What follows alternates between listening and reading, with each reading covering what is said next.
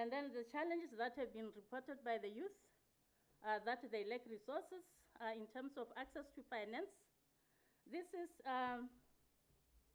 in spite of the fact that we have the YDF, which our minister has alluded to. They were saying that their access to finance depended on the ability of the assessors or adjudicators to understand their businesses. But as we know, our youth are very diverse in terms of thinking outside the box.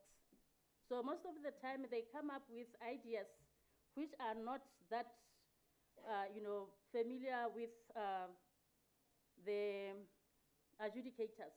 So because they don't understand the projects, then they are not given the money. And then they were also saying that there are cumbersome regulatory requirements for company registration. We know that we have, we are always saying that we have, the government has made it easier for people to form companies. But for the youth, this is a problem because even if someone has done an entrepreneurship program, they know what to do to register their companies, they are still required to engage the company secretaries, and that comes at a cost. And then another problem that they have identified was by looking at themselves as the youth. And they are saying that most of the youth have got a negative mindset where they think that they go into business to make money. So they want a get rich quick type of activity. So, but entrepreneurship wants someone to be a bit more patient and, not to write or to look for money from the onset. And then they also lamented lack of integration of the economic, the entrepreneurship ecosystem. This was also alluded to by my colleagues who presented yesterday.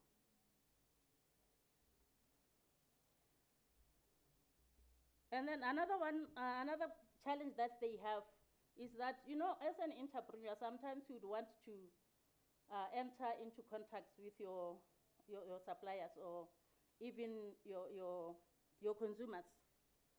But because they are new, these people are weary to sign contracts with them because they don't know whether they are going to deliver or not. So that is one of the issue. They don't want to sign contracts before they could receive or deliver the service. And then, as we know, COVID-19 has been a challenge for everybody, and most of the youth businesses have closed. But they acknowledge that even though COVID-19 was a challenge, because some of the youth can think outside the box, some identified opportunities from COVID, and we have seen a number of activities, particularly in Botswana, where youth now went online to deliver certain services that were not normally delivered online. And then one of the challenges they identified also was poor financial management. This is in line with the other problem that I stated, that we do not prepare them enough in educational systems, in institutions of higher learning. So when they leave our universities, they don't know how to run a business. They don't know anything that can facilitate for them to run their businesses successfully. And then they don't get enough experience of running their businesses. They don't have accounting systems, billing systems, and even administrative systems. So this also points to the issue of teaching entrepreneurship in higher institutions. So the recommendations coming from the youth,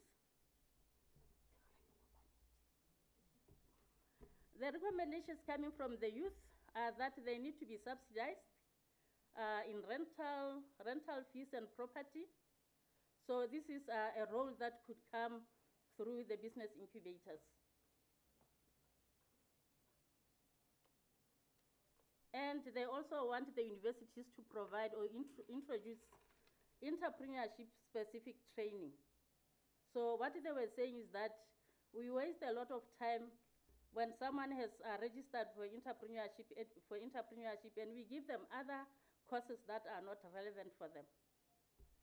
And then they want also for formal training on business management to be provided to those who are already running businesses.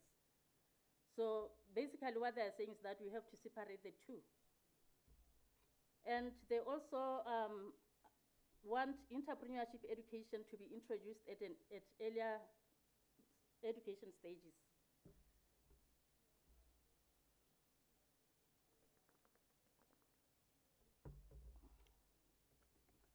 They also want government to reduce the requirements for company registration, like I said earlier on. And then that government should provide interventions that are tailor-made to address youth-specific challenges.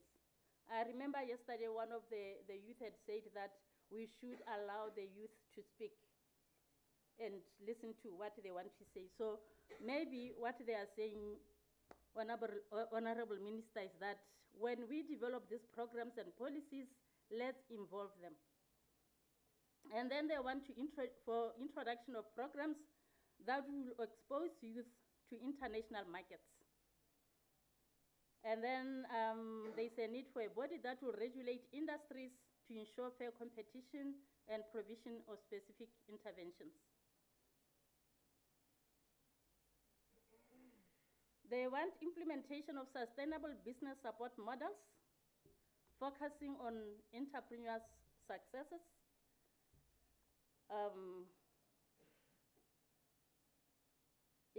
After they have graduated from the universities, facilitating for acquisition of resources and facilitating for successful growth.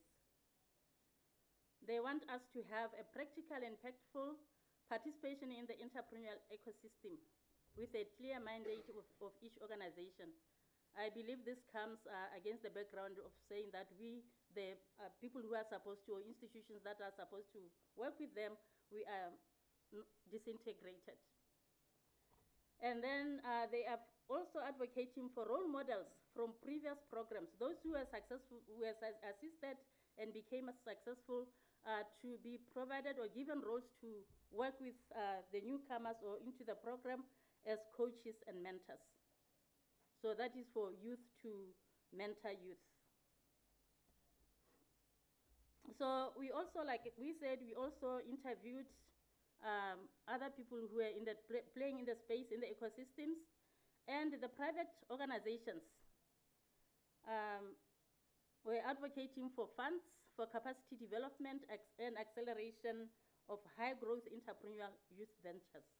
I want to underscore high-growth entrepreneurial youth ventures here, because most of the time when we are supporting youth, or maybe through your program, Honorable Minister, you find that you would be giving, because we are looking at those programs or projects that we are familiar with.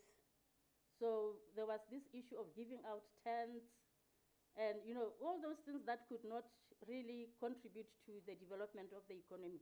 So that's why I want to underscore the high growth entrepreneurial activities. And then they also advocated for entrepreneurial education, like the youth, to start at an earlier age. So you can see that this is a felt need across the spectrum of our interviews. And then the financial institutions were advocating for the youth to be developed for specific solutions for their problems. So when we come up with problems, with solutions for youth problems, they should be directed to the youth. And then entrepreneurs or youth entrepreneurs should be assisted to scale their businesses. And then there's a need for forums for entrepreneurial ecosystem players to share best practice and develop creative interventions.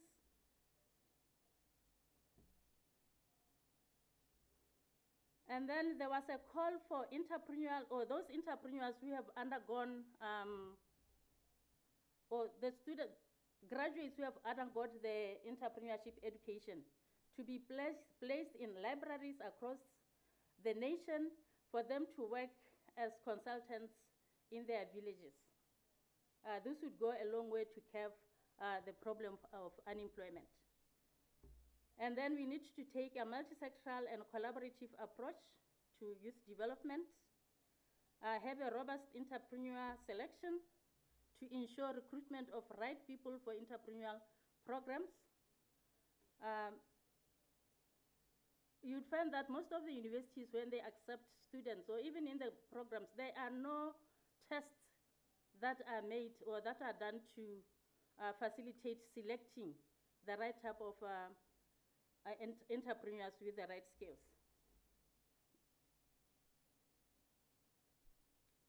And then funding to be accompanied by support, monitoring and evaluation to ensure that the objectives are met. And then facilitate for entrepreneurs to collaborate and compete.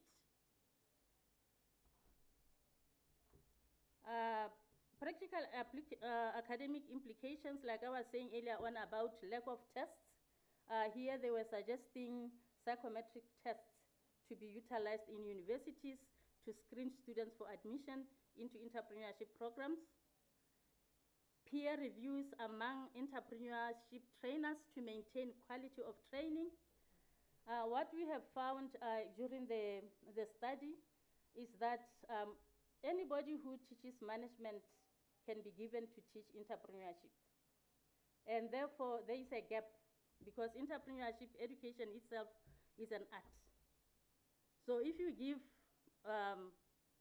someone who is from logistics, like my colleague here, and give him to go and teach entrepreneurship for undergraduates, basically, even the approach that he's going to take is going to be different from someone who is going to teach who has been trained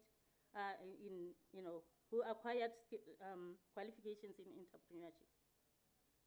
And then there's need to embrace experiential learning of all courses offered in entrepreneurship. Right now, you'd find that those who take the experiential learning are those who are delivering the new venture creation or incubation courses. But all the other courses, they're just taking the approach of lectures.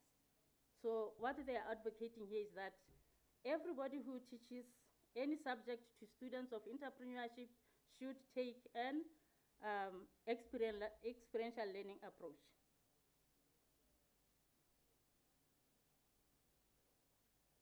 Recommendations for policy that we should provide incentives to encourage private sector participation in the development of youth entrepreneurs. Again, the same thing that came about the registration requirement to be reduced. Engage more young people in youth-related activities. And then invest in the promotion of entrepreneurship in the creative multimedia industry. This for some time has been an industry that have been misunderstood by the adjudicators for the YDF program, and therefore most of the people who applied, they were either returned more than thrice before they could now be given the funds. Recommendations for future research. As you have seen when my colleagues introduced the presentation, we have only interviewed 10 successful entrepreneurs. And we believe that we don't have enough to generalize for the youth across the country. So we are saying that we should cover more youth in our research so that we can be able to generalize our results. Not only that, we can even expand the qualitative to hear more voices from the youth in a qualitative study as well. There's also a need to study unsuccessful youth entrepreneurs so that we can better capture youth entrepreneurship problems and challenges. This study that we did was only focusing on successful youth entrepreneurs. And then we also have to research on alignment of policies to youth expectations so that we understand the extent to which the policies that we come up with are addressing the real challenges of the young entrepreneurs. So in conclusion, we have come up with a framework that outlines the antecedents for promotion of successful youth entrepreneurs. We have the enablers. These are presenting positive pressures to the youth ecosystem. And these are the need for quality education, educators, and the use of appropriate teaching methodologies. And the challenges are the negative pressures. These are the disintegrated efforts, lack of independence from government, and all these two are coming from different and pressurizing. So we are saying that for effective or successful youth entrepreneurship, we expect to find effective tertiary education, that is skills, knowledge and attitudes, that impact skills, knowledge and attitudes. And then we also expect to find consolidated independent entrepreneurship ecosystem, where we have both the financial support and the non-financial support being given to the entrepreneurs who have been selected appropriately so that they can become successful entrepreneurs. So that is the end of our presentation.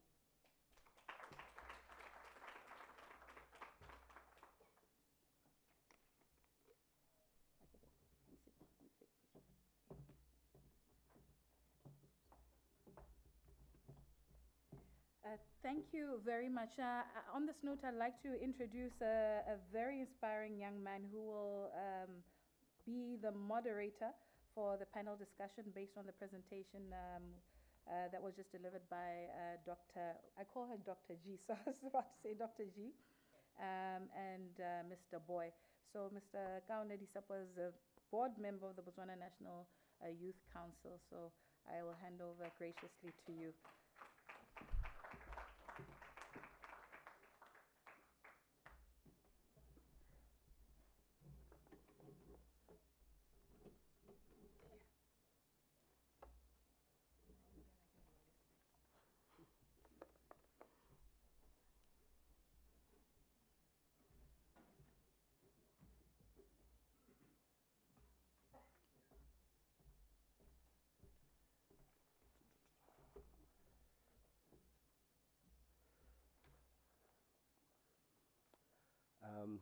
As tradition has it, I'm recognizing that everybody who stands at the podium, they're taking off their masks, so I'm hoping that I'm far away enough.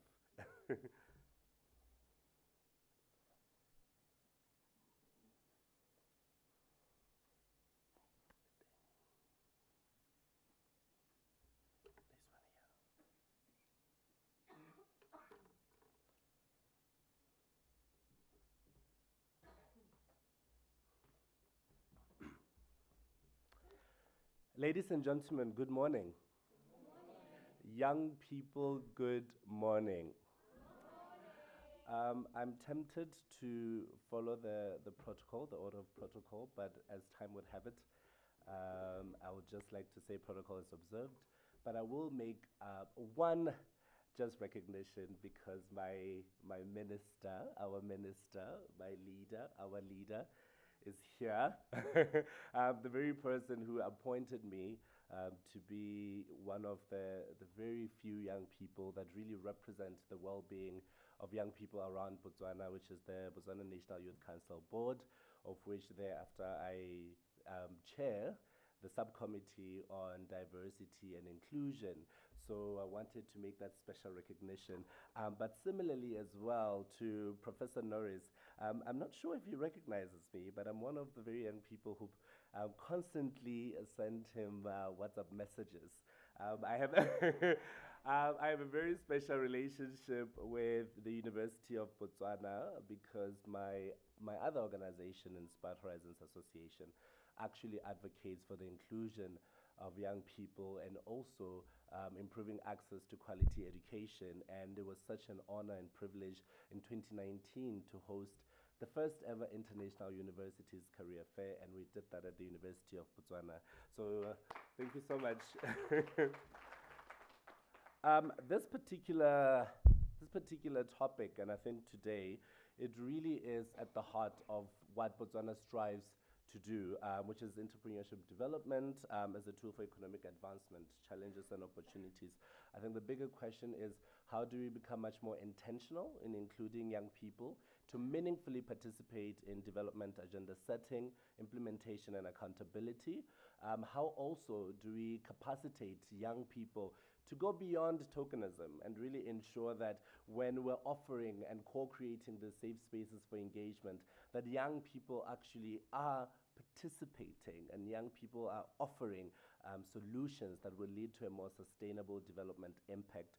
So I'm very privileged and extremely excited to hear how the panel discussion will unfold. But before I continue, I would like to ask that we have our young people who will also be joining us today, being Leroy Yoni. As he comes, may you please give him a round of applause. Lungo Piti. Is he?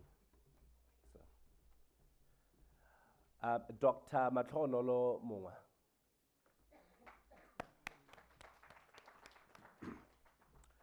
And of course, our lovely MC, May Durero Ramasedi.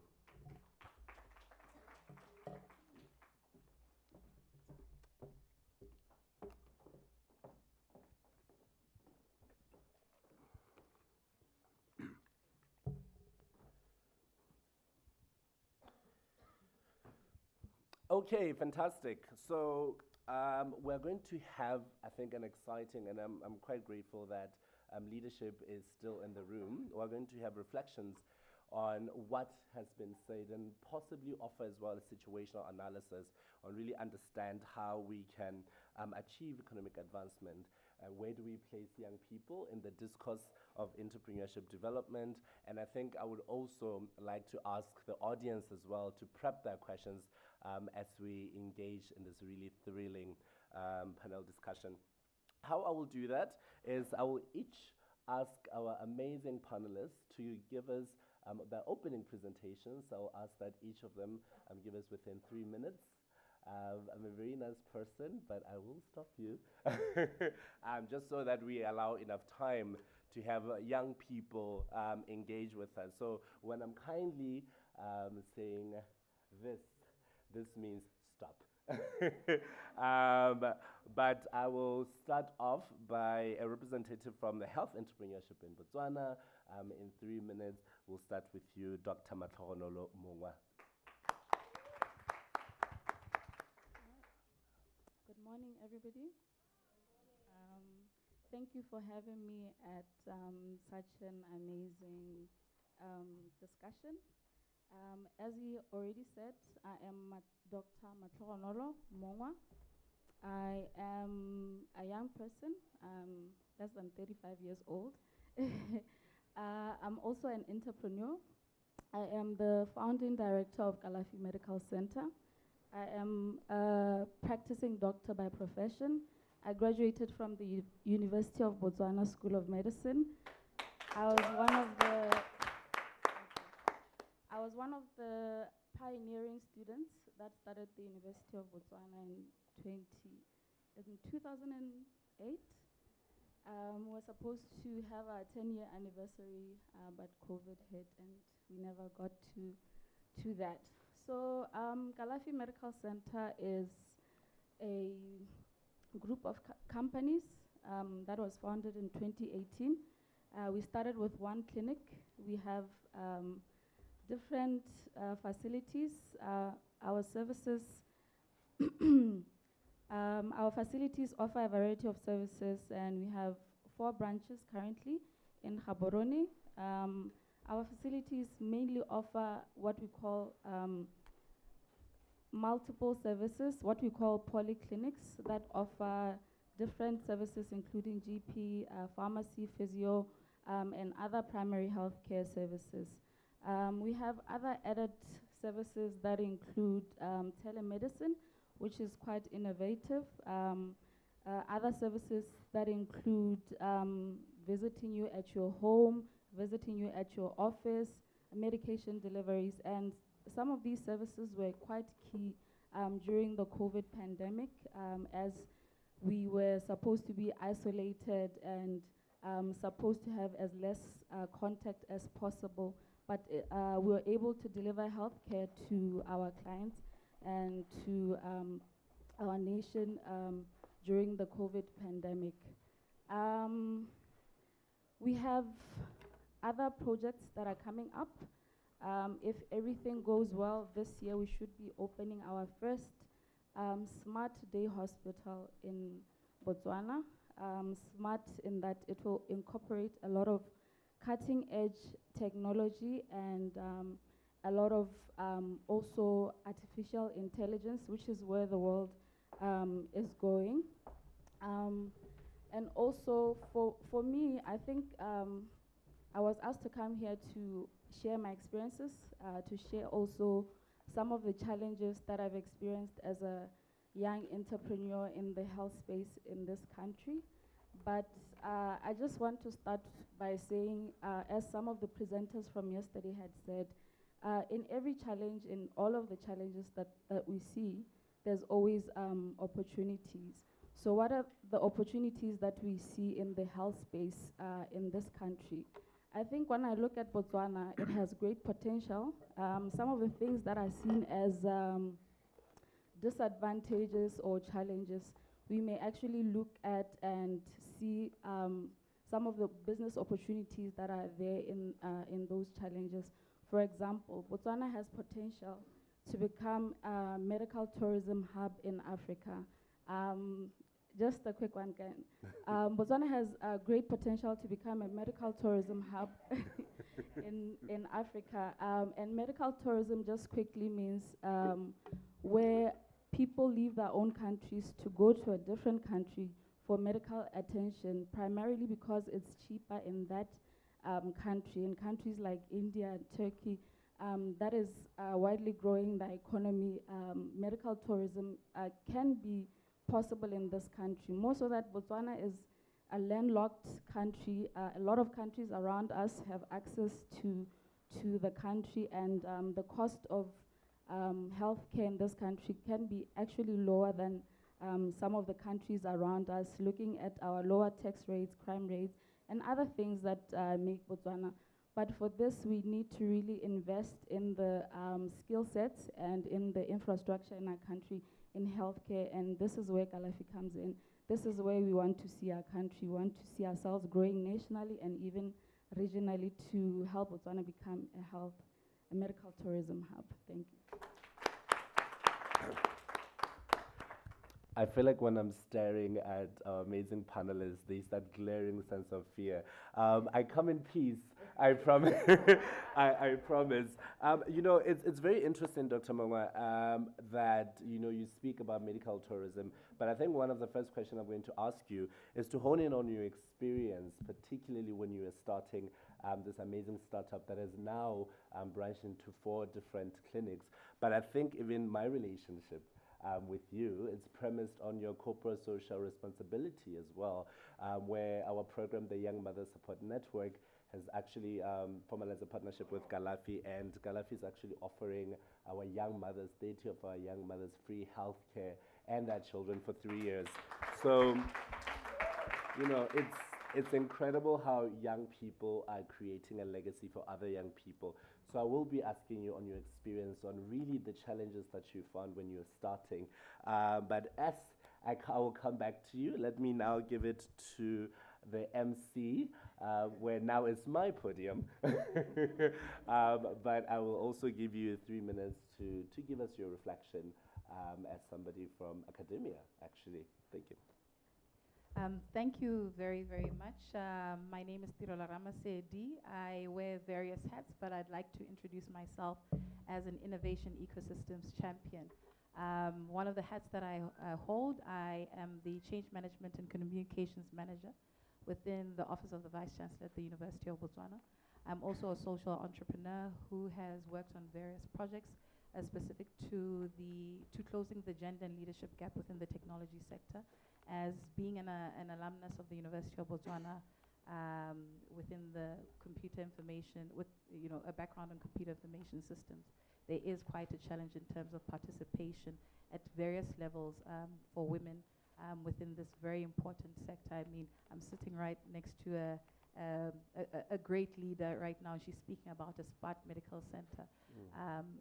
But as we diversify, as we grow socially and economically, if we don't have one gender represented within there, that means we're leaving out half of the population, or possibly even more. The other hat that I wear is, for many years, I have sort of been an innovation ecosystems connector, having worked on various programs and projects. One of them at the Botswana Innovation Hub, where I was part of a team where we set up the first technology entrepreneurship development program called the First Steps Venture Center, which was quite exciting. And this was in 2008. So we've seen it really grow, and I think that a number of entrepreneurs, innovators in this room have had the benefit of accessing that, and that was through the support of the Botswana government, through the setting up of the Botswana Innovation Hub in its attempt to diversify the economy through science, technology, and innovation. But just to briefly comment on what was presented, I think that various ecosystem players were mentioned, as Dr. G and Mr. Boy spoke about, which is first and foremost government, private sector, academic institutions. One other, I think, stakeholder that we as well don't mention quite enough is the media. Another sector being the environment, because everything that we do currently now and as we move forward in terms of sustainability is how are we impacting our external environment, and then furthermore civil society. So speaking from that framework perspective in terms of how are these players within an innovation ecosystem, national innovation ecosystem, working together towards producing the knowledge, first and foremost, from centers such as academia, or centers of excellence such as universities. Secondly, from the market, being entrepreneurs, SMEs, the private sector, large corporates. How are we working together to produce the knowledge, to produce the intellectual property for socio-economic impact of the commercialization of this intellectual property? Second of all, a fundamental part that was mentioned was about skills, capacity building, not only within the institution, lecture, theater, but experiential learning. But more importantly as well, as we develop these policies, it's quite important to recognize that there must be a capacity building within institutions. One of the areas that, or challenges that the presentation touched on was those that are assessing the innovations or businesses for funding. Do they really have the requisite skills to be able to assess that? And this is where it speaks to the institutional capacity building for the comprehensive, efficient, effective implementation of such great programs, because Botswana, and I believe that in the region as well, there's quite a lot of programs that are developed, and where the gap is in terms of implementation. So these are some of the key issues. The other point, and possibly the last I'd like to mention, is the fact that the professionals that we are creating. I'm sitting next to an entrepreneur. She's also an alumnus of the University of Botswana. So she's touching on, or she's a member of different stakeholders within the ecosystem. There's what you call the Organization for Economic, let me say OECD, which is an organization that looks at the development, socio-economic development or economic development within certain countries, and majority of member countries are those that are doing well in terms of science, technology, and innovation. So one key area that enables them to perform well successfully, such as your South Korea, your Switzerland, you know, the United States of America, Finland, is the fact that as a professional in the University of Botswana, how am I able to transfer my skills within this institution? So how is the free flow of professionals or in that being skills amongst institutions? And I speak to this because you'll find that the linkages in terms of how we operate as institutions is quite a challenge. Can I be placed at the Ministry of Youth Empowerment, Sports and Cultural Development for a specific period of time? So that's as well quite important in terms of how we work. The last point, there is a gap in terms of what is happening in Botswana and what is happening in Namibia, what is happening in South Africa. There needs to be a central place, a repository that first and foremost we can shine a spotlight on the great young people doing work in this continent.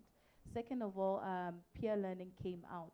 How are we sharing the knowledge that we are producing within our various institutions, whether you're an academic institution or an SME, and how are we sharing that as peers within the region? Therefore, developing best practices. And the reason why I mention this is that you take a country such as Botswana, which has a population of plus minus 2 million people. For me to scale and create the socio-economic impact through, for example, job creation, I need to scale beyond the borders of Botswana. And I should be able to do that because there is this integration and relationship where I'm easily able to scale Galafi Medical Center to Namibia, to South Africa, and ensuring that there's responsive policy locally, regionally as well. So thank you very, very much.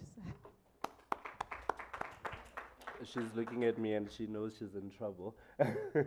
But, you know, it's great. And thank you so much. You know, what's interesting about your presentation, it's very packed with very complex issues. One thing that I wanted to make note of is the mindset. I'll be quite interested to hear your perspective on how we can actually start institutionalizing mindset change. Now, we know that His Excellency speaks about the reset agenda, and within those key priorities, there is the aspect of mindset change. So I wanted to understand, what is the role, you wear many hats, what is the role from an academic and education perspective in really inculcating mindset change amongst young people, amongst learners? And then also second, as a follow-up, is how do we bridge the growing national and international linkages, the gap that we find? And I think what's quite exemplary is that, you know, with dialogues like this, it really highlights the importance and significance of international actors in really helping us to mobilize change at local levels. So I'm quite interested to find out, you know, how better we can bridge those growing gaps. That's why I'm saying you're in trouble, so this is how I'll get you back. But just to make an announcement, so the COVID tests are ready for youth delegates from outside Botswana. Kindly take chances quietly as possible, one by one. I would like to believe that they could go this way. Yes, so for those traveling outside Botswana, the COVID tests are ready. But without wasting much time, let me bring in a representative from the creative industry, art and culture, where now you'll speak on your experience and possibly even highlight the barriers of entry that we are seeing. And I also will be curious to know whether young people within the creative industry are working together. I think there's an element that we're seeing, a lot of competition, greed, so there's a lack of establishing collaborative efforts. So as somebody with your experience and also really looking at the ground, what are your realities? What are your experiences that speak to that? But I'll give you as well 3 minutes to speak on your experience. Welcome, ladies and gentlemen. I'm here on behalf of the creative industry, but there's a certain way that we creatives do things. The doers, we don't talk a lot.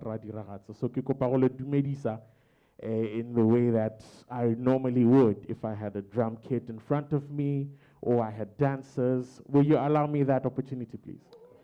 Dumelang baholo, dumelang. Dumelang baholo, dumelang. Dumelang minister, dumelang. Dumelang Dr. Norris, dumelang. Dumelang Dr. Dex, dumelang. Hey. Thank you very much for that. Hey. So, my name is Leroy Yoni. I run a company called All Things Musical, which provides holistic, turnkey audio and music solutions in Gaborone and Botswana as a whole. I myself am a creative in all aspects because I make tangible things out of intangible things. And given the presentation that just occurred, there was one key aspect that I really latched onto, which was focusing on the adolescent stage and making sure that we capacitate from there. Because the current youth are about to transition into adulthood. Not to say that we cannot salvage the situation, but there should be a better framework before they become the youth. As they enter this phase, it will be much easier to realize youth empowerment and youth development if we include what happens before youth and after youth. Now, I'm also glad to be here representing the informal sector because I myself am a person who has not entered tertiary institutions for learning most of the skills I have acquired are informally acquired skills, which is a segment that cannot be ignored in conversations like these. We do appreciate and applaud AAP, SADC, Michigan State University, and the University of Botswana for including youth in this dialogue because it would be wrong for youth to be excluded in their own solutions. So thank you. A round of applause for that, please. Yes, but I'll keep it brief and hand over to you, moderator. Thank you very much. Thank you so much. You know, you're just reminding me of how also young I need to be. To break away from the molds of seeing leadership and thinking that, oh, adults are here, or, you know, in Botswana context, the elderly are here. So there's a certain way that we need to, portray and behave. But I think what's quite interesting, and I will tap on that, Leroy, is the informal sector. You know, when we spoke about COVID-19, there was a huge worry that the rules and the regulations and the restrictions largely and disproportionately affected the informal sector. And I think what's quite interesting is even when we're speaking about access to resources, sometimes we speak about it from, as entities that are regulated, entities that are monitored. So how do we then find a way to improve access of those resources to also members of the informal economy? So I'll be quite interested to hear your insights on that. But I think now I will ask the audience that they prep their questions as we get into a little bit of audience questions and team exchange. I'll go over to you. Thank you so much. I'm so sorry I have to leave. Not a problem, Minister. All the best. Bye-bye.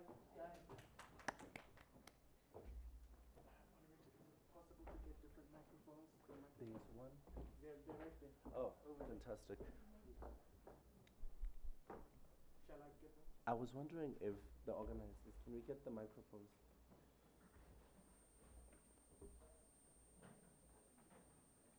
And we can do a bit of testing to see that. You can just go.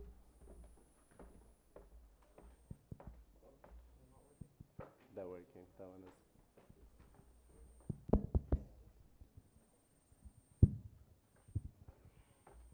And then could we have one that will be on the revolving floor? Dr. Dex wanted to. So I trust you volunteered yourself to be in the podium. Okay, I'm seeing that we're already having hands. That is brilliant. If I point you, I would ask that you give us your name and the institution that you represent and the question and who you're directing it to. But as we prep, we're going to start there. Dr. Mongwa, we spoke about the challenges that we're finding within the health sector. If you were to start your own business, I think I want for you to shed a bit of light into those challenges. Is it on? All right. Thank you. So just going into the experience that I've had and some of the challenges that I've had, as I've said, my background is medicine. In my 7 years of training, I've never at any point gone through an entrepreneurship or business course, which is something that is very uncommon. As a doctor, usually the path is you graduate, you go through your internship, and then you practice for a few years, and then you go and specialize. That's the norm.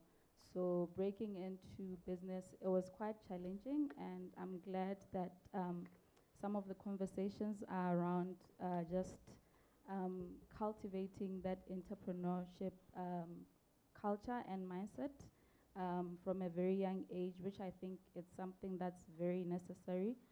I mean, as a doctor practicing, that's my element, and when it comes to entrepreneurship, I've had to learn a lot through the years, and some of the lessons were quite expensive because you make a lot of mistakes, and also just lack of mentorship in business and in entrepreneurship.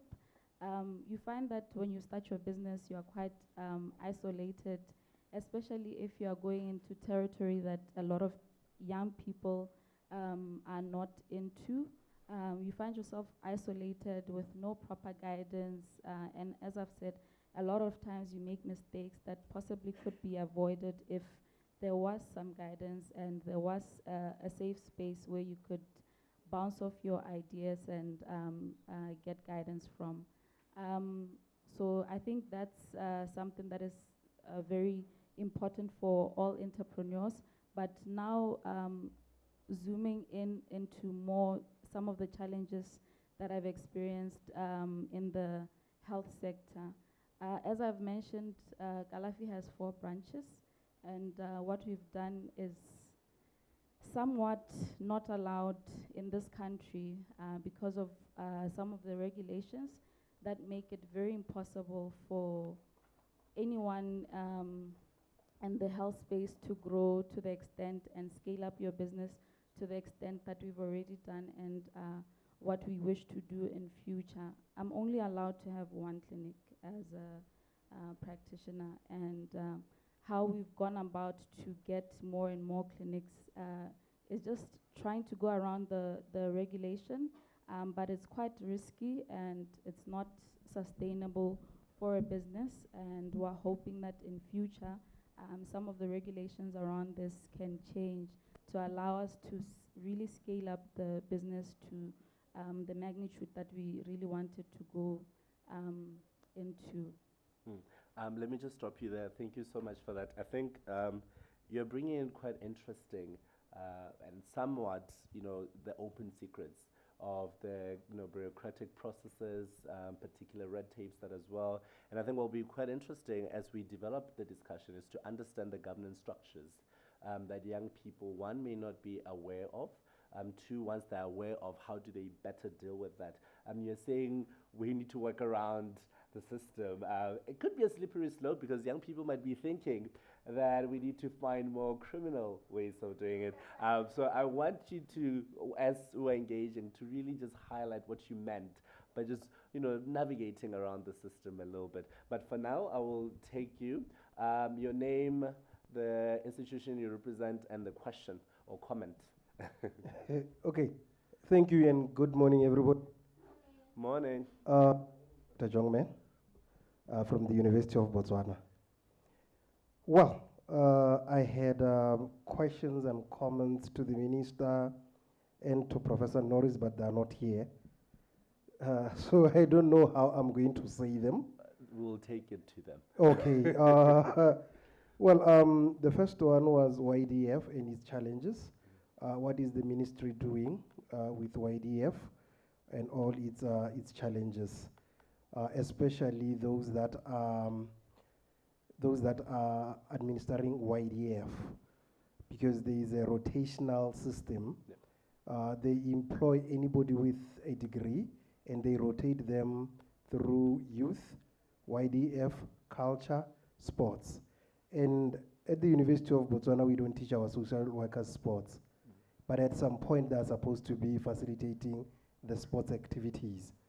So what are they doing? What are they achieving with that? And then the research, the ministry does not really it's not keen, especially on research. But we need evidence-based interventions. Currently, we are working on our emotions. When we see 3 young people, we think, no, we can do that. We need evidence-based. The libraries, I think Renyoni here knows how do we, okay, Heban. Okay, let me move to the part. Dr. Matlogonolo, what is knowledge-based economy mean to you? How do you break it down in terms of your organization? And also to Maramasedi, diversification. What do we mean by diversification? Do we need to address it at the micro, the meso, or the macro level? What exactly are we getting out of it? Diamonds have been here for 60 years. Have we diversified? What does it really mean? And because you are in the Vice Chancellor's office, and you've mentioned this, don't you think at some point we need to take the expertise maybe to the Ministry of Youth? Take me to Ministry of Youth so that I can do a particular activity while I still teach at the university, so that I don't get the tendako ministering, and then I do the tendako ministering while I'm still at university. So I'm trying to divide my work. So don't you think at some point the university can take its members to go do a certain duty at the ministry and then come back? Thank you. Thank you so much. I've noticed that we have this culture, I'm not pinpointing anyone, where we were tempted to ask the question and in somewhat elaborate and end up even answering ourselves in the process. But again, I'm not pinpointing anyone, the good doctor. But what I will ask, I think for the following questions that we'll be taking is we be as direct as possible to really allow as much engagement as we can. And I'll ask that one question per each speaker. I'll come over here, and then I'll take 2 more, and then we can go back to the panelists. So I'd like to take up the question you asked for Leroy. Name, oh, sorry. institution. Sorry. It's okay. Ann Dix. I'm from the USAID country representative for Botswana. Fantastic.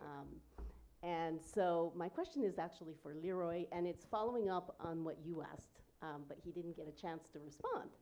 And that was, I would like to hear from him as someone who is in the creative industry and not having gone through all this formal education. What are the challenges, in your point of view, for youth in terms of, you know, moving forward and being able to set up a business when you don't have access or you aren't part of that system? Thank you. Fantastic. Thank you so much. 2 more. Where are those fantastic hands? The gentleman in the black shirt, and then, oh, sorry. I am so tall you couldn't see me. I mean. All right, my name is Grace Chadoka. I'm a youth, and I have just recently opened my own business. And what I wanted to comment on was for the minister, but I have contact with them. But for other countries, here's a comment for me. Being a youth, also with disability is also two challenges that I'm carrying. I have to prove that I am capable as much as I'm educated for the job, or as much as I'm qualified for the job. You get it? So it's unemployment and proving yourself.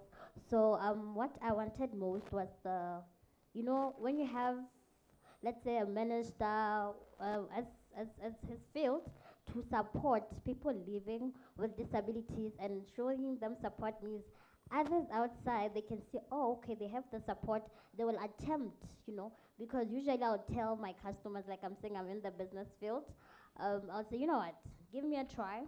If I'm not successful, or if I'm not able to provide the services that I say I have, then I will compensate you for your time, and financially I will compensate you.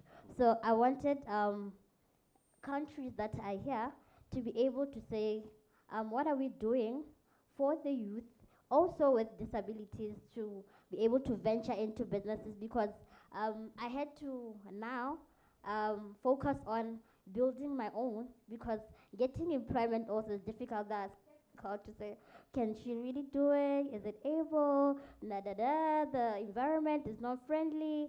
So I just have to venture now and, get in and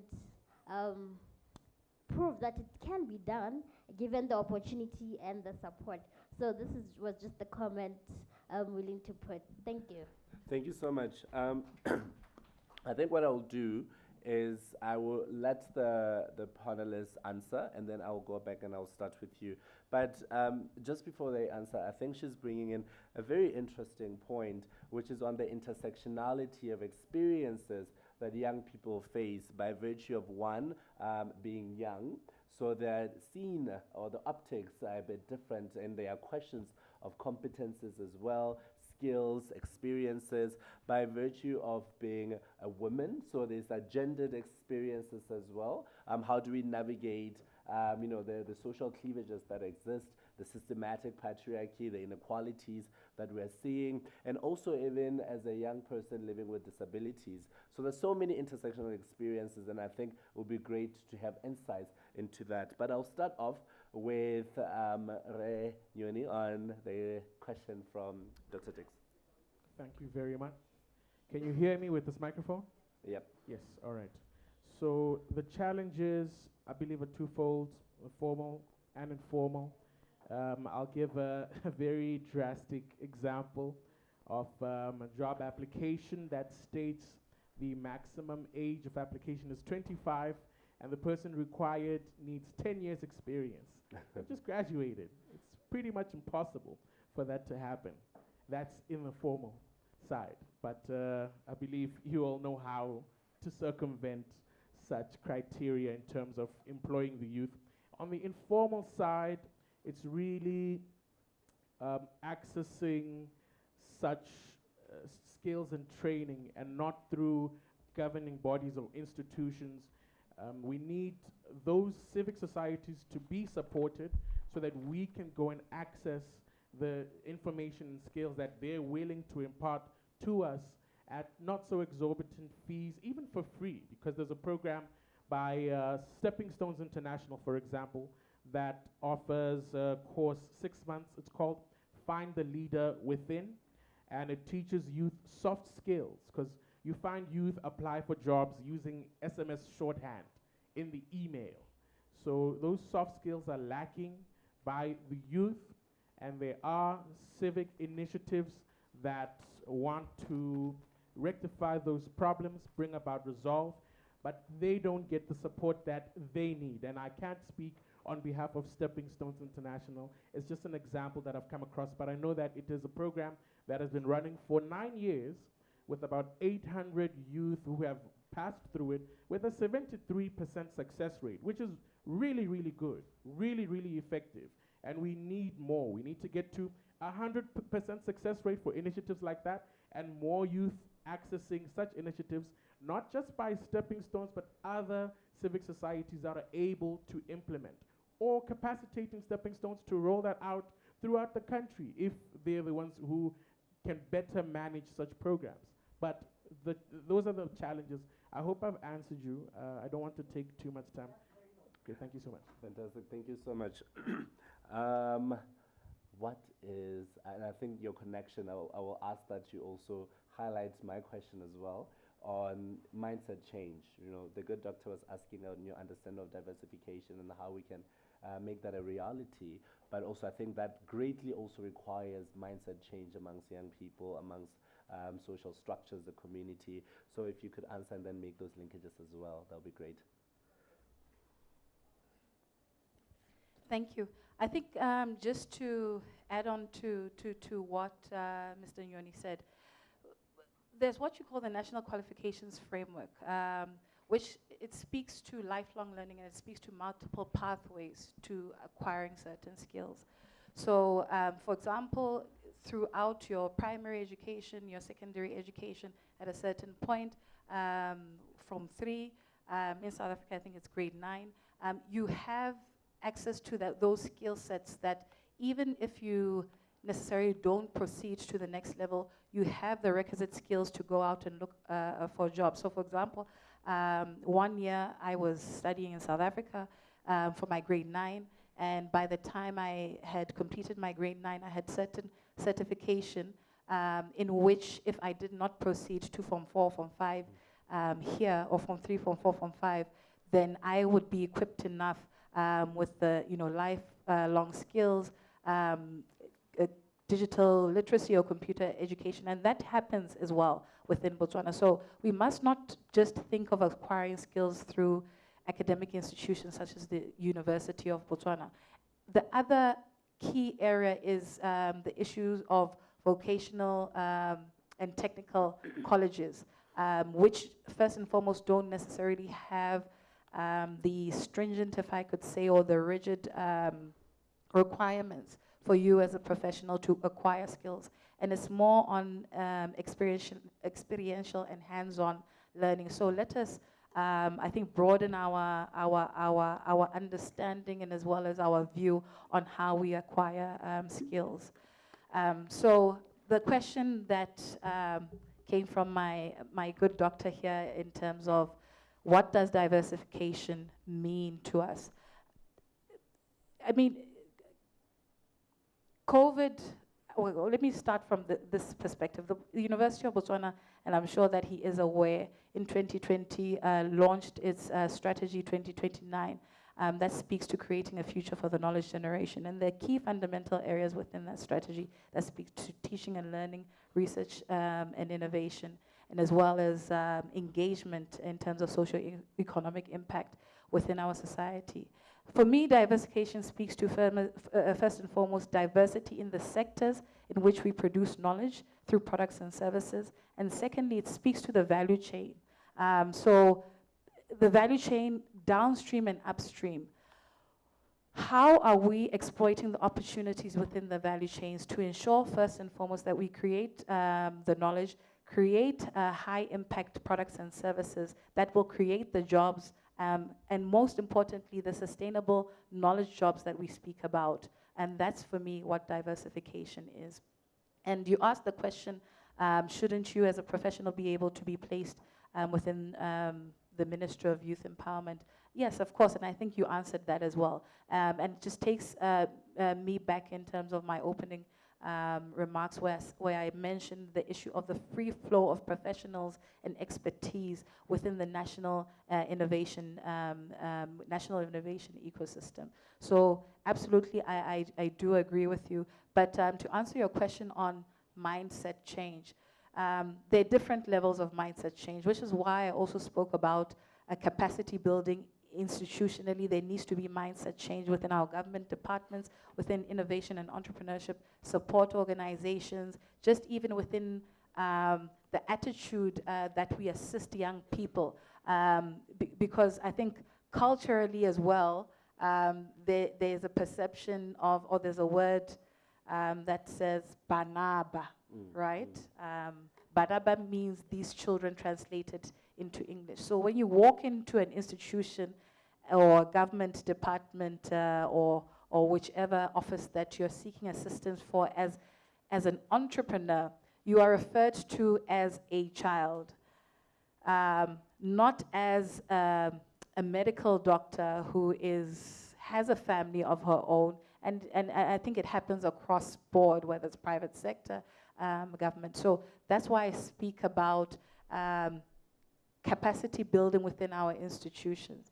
But remember, it starts from education, from primary school, from early childhood.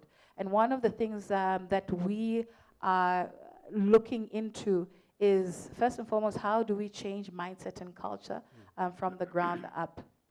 And secondly, how do we change mindset and culture through the knowledge that we produce within the university? And that heavily speaks to research, and you spoke about evidence-based, that we must have the numbers and we must have the data that advises the policy. So, for example, we have a design thinking course in which we will be piloting quite soon that speaks to secondary school education or secondary school learners, where they will undertake this design thinking course in terms of what careers, by the time I graduate from Form 5 or leave high school, what career do I want to go into? So the question then moves from what do you want to become when you leave school, a doctor, a nurse, a police officer, a lawyer, which is what I mentioned a doctor, to how do you want to transform and change the world?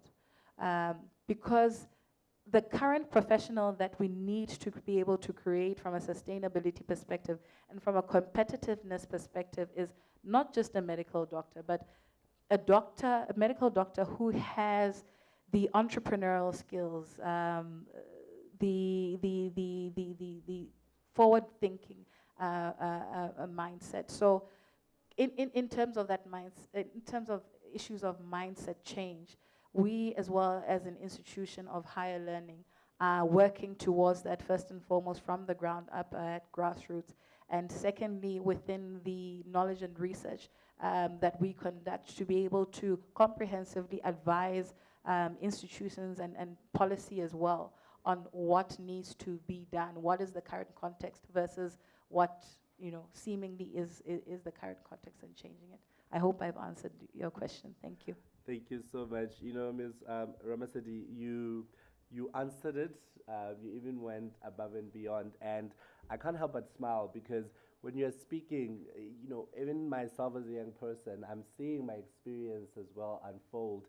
I was quite privileged to be one of the top achievers. So when I finished my Form 5 in a public school, I finished as the best in the country. Thank you so much. But what's interesting about it is they had their own requirements.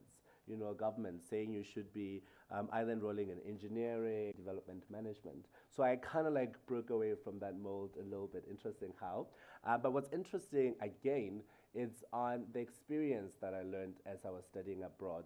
We spoke about it even from Dr., if I could say Dr. G, from her presentation, that within the education system, we're not actually teaching young people and preparing them for university level. And this is also reflected in how they graduate from high school and transition to graduate. In the application letters, there's no personal statement that really speaks to whether you are passionate about the field that you want to get into, whether you have an understanding of the course, why you are choosing that particular university, what you hope to gain as you graduate, so the graduate profile, right? And I think these are some of the gaps that we speak about. And even more so, you speak about culture, which is something that is quite dear to me, how culture in an extent is used to hinder inclusive leadership. How we use certain languages such as Wanaka, right, in various leadership platforms where young people are also occupying the spaces. And unfortunately, what we don't realize is the power dynamic that unfolds from use of that language, right? Already, automatically, you're establishing hierarchy. And the problem with that is then certain cultures and values of Boto, right, comes into play. It prevents a young person from disagreeing with their colleague, But now, because Wanaka is the assumption that they're older in hierarchy. So it's great, it's interesting that you say this, and I'm just smiling because there's so much that we could unpack here. And I think that really ties on to the intersectionality aspect of things. How do we really navigate being young, being questioned for just because you are living with disabilities, being questioned of your competences and your skill sets. And I think it'll be interesting that Dr. Mongwa, you answer that one. And as you answer that one, I will ask our audience, because we're running short of time, that we have 2 questions for each, and then they will take that into their final remarks, if that is okay. Dr. Mongwa. Thank you so much, Kaine. I think what you asked on. It's on just a bit. What you asked me a bit earlier about how we went about with the practices and was there any criminal activity. Obviously, if you want to grow, if you want to scale up your business, you cannot have any criminal activity going on in your business. You cannot afford to take any shortcuts as well. Like I said, we're only allowed to have 1 clinic per doctor. And initially when I went to Ministry of Health to let them know this is what I'm trying to do and this is the dream for Galafi, there was a lot of misunderstanding and a lot of questioning, this child, nobody's doing that, nothing like that has ever been done before. And even in the profession, a lot of people question you and there isn't that respect just because you're young. At some point, Galafi was called the disruptive bunch at some point. And, these are some of the things that we have to take as young people. But how we went about that, we ended up employing other doctors who have licenses to become a part of the group. And one of our employees is even 70 years old. And the reason why I said this is not risky and it's not sustainable is that, these people also have their own paths, and at any point, anything may happen to them. And, what happens to the business, it's very disruptive and very risky in that regard. So no criminal activity, just an experience That's of how we went about it. And then the other question was about knowledge-based economy, my understanding of that and what it means to Galafi.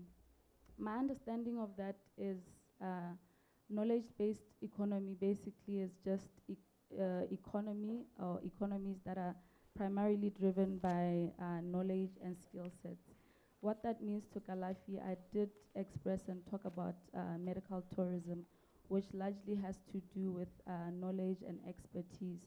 And at Galafi, we are very much involved, and these are some of the challenges that we face, that we try to bring experts from outside of the country to come and impart and transfer skills to other medical professionals in this country. And the administration around that is quite inefficient and can take very long, even up to 2 years, just to bring in a specialist into the country is very, very frustrating. And a lot of them actually end up giving up and leaving, and that's how we don't get other people coming in to share their knowledge and to share their skills. Because in medicine, we operate a lot with evidence. Everything that we do should be evidence-based, and it's very important for continued medical education and to continue enhancing your knowledge, enhancing your skills to contribute towards the economy. Thank you so much. So I'm seeing that we're really running behind time. So what I'm going to ask is, as you prepare your final remarks, you incorporate the questions into your final remarks. And as opposed to saying 2 for each speaker, I'll ask for 1. And then when they're having their tea break, hijack them. make sure that they leave this house hungry by really networking, because I know some of them are quite busy, so maybe they might not be with us for the whole event. So I think that might be an opportunity where you would want to get your one-to-one session with them. So quite quickly, I'm going to ask for 3 people, 3 questions, and 30 seconds each. Young people, where are those hands? Let me start first with an overarching question that I had. So you talked about mindset. You talked about mindset Name. change. Okay. My name is Leroy Yoni from the University of Botswana. Okay. Yeah, I can't, yeah. So we talked about mindset change. Mindset change, mind you that it occurs in 2 or more forms. It can be applied at an institutional level, and it can be applied at individual level. But most of the time, for it to be applied at individual level, it needs first to be applied at institutional level. The reason why I'm talking about mindset change at institutional level is because there is need to break silos within institutions. The first presenter has shown that by presenting what can be done at a ministerial level.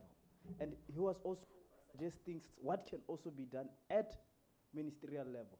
It then translates back to say, then institutions need to be able to change their mindset, to be able to absorb knowledge, to change whatever systems that they have been using.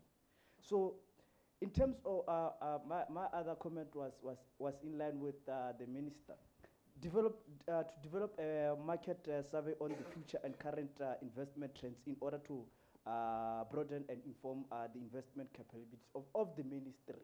Because the ecosystem has changed, the economic ecosystem has changed. Now then there's need for research that informs that. For that research to be able to be carried out, then there's need to involve other institutions, researchers within knowledge-based institutions. And then this speaks to research and development. Yeah, research and development speaks to the need to change the funding capabilities that the minister had. Thank you very much. Thank you so much.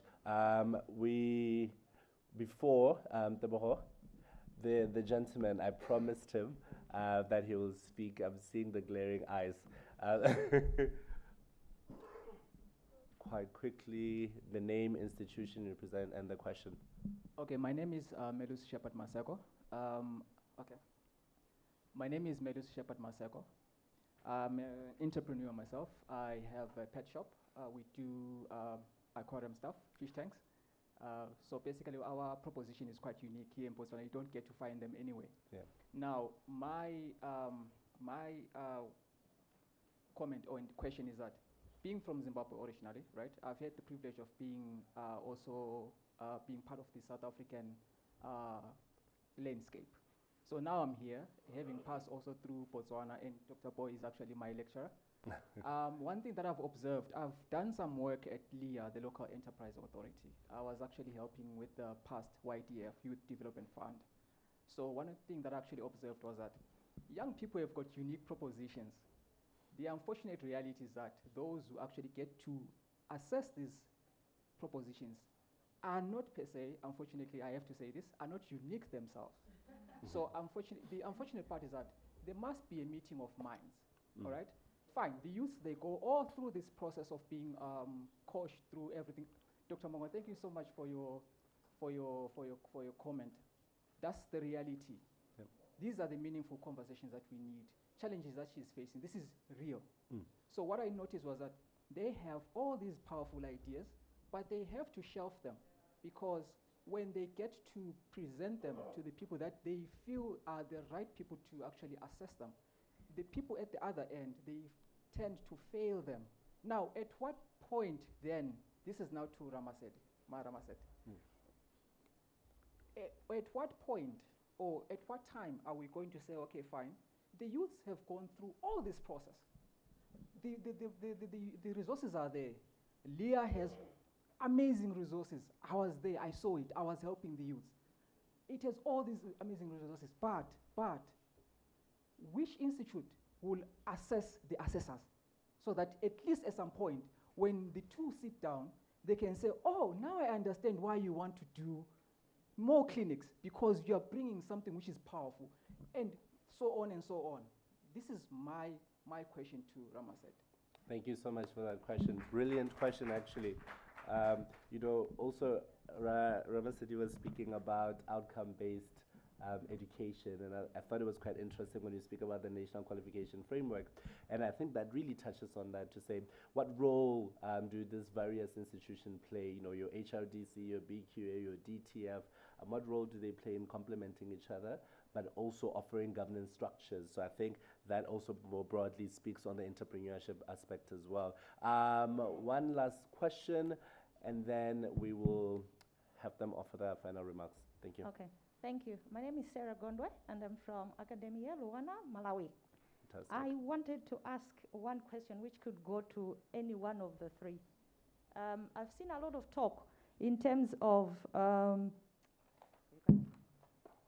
I've heard a lot of talk in terms of, okay, this unit should do that, that unit should do that. And I like the fact that something came up in terms of the youth themselves acknowledging that in terms of a mindset, we need a change. Institutions are also acknowledging in terms of a mindset, we need a change. So besides that, I wanted to ask from the youth perspective, is there anything else that you can put up and say, we are able also to do this, instead of just saying, this entity should do that, that entity should do that? Is there anything that you can be able to share and say, we are able to do this and that, can you give us a space? Fantastic. I love that question, because I think, it neatly ties into the final remarks to say, ask not what you can do for your country, ask not what your country can do for you, ask what you can do for your country. So what are the solutions? We have noticed the gaps, the structural inequalities, the difficulty and barriers of entry, growth strategies as well. So what are you offering? And I guess who needs to be listening, right? So I'll start off in the order of Yoni, and then we'll go that side. Thank you so much. Final remarks. If it's okay, I'll give you 2 minutes each. May I please ask that lady first? I went first in the previous answer question. So if the doctor can take. I will ask you to start first in the spirit of gender equality. Okay. So thank you very much again for this opportunity.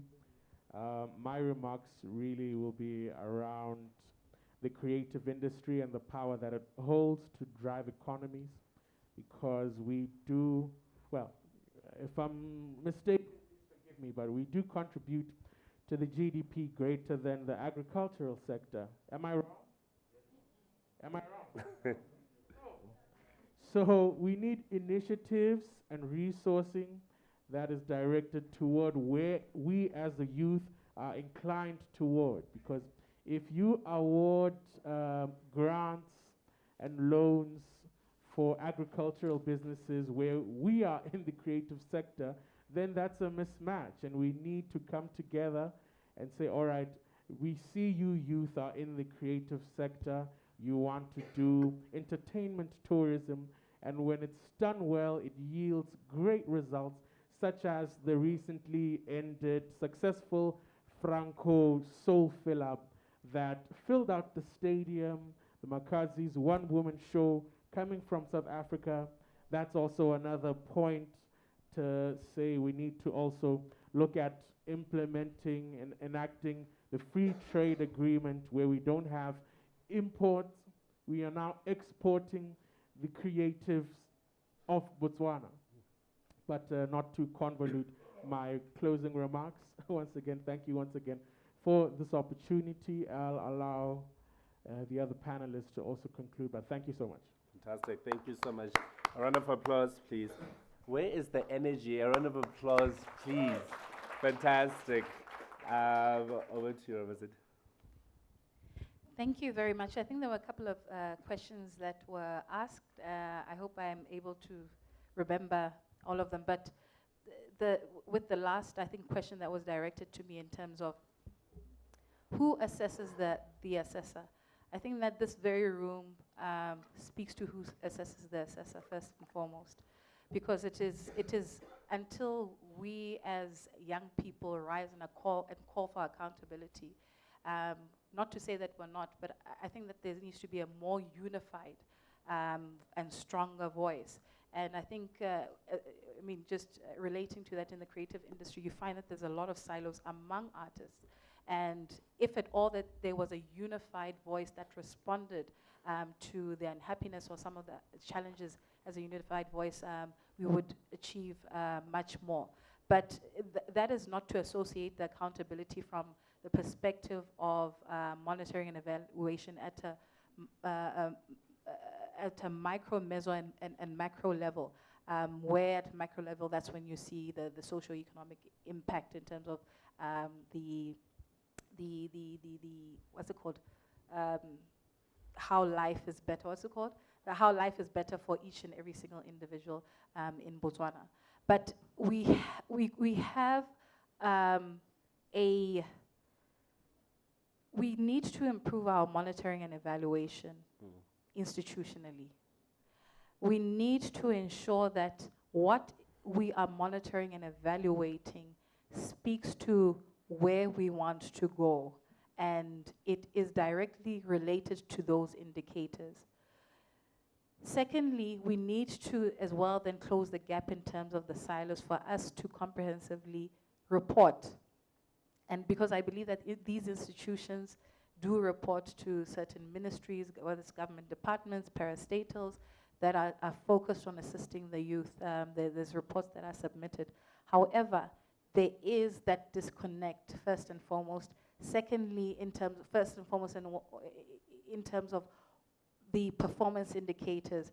Secondly, how we're doing monitoring and evaluation.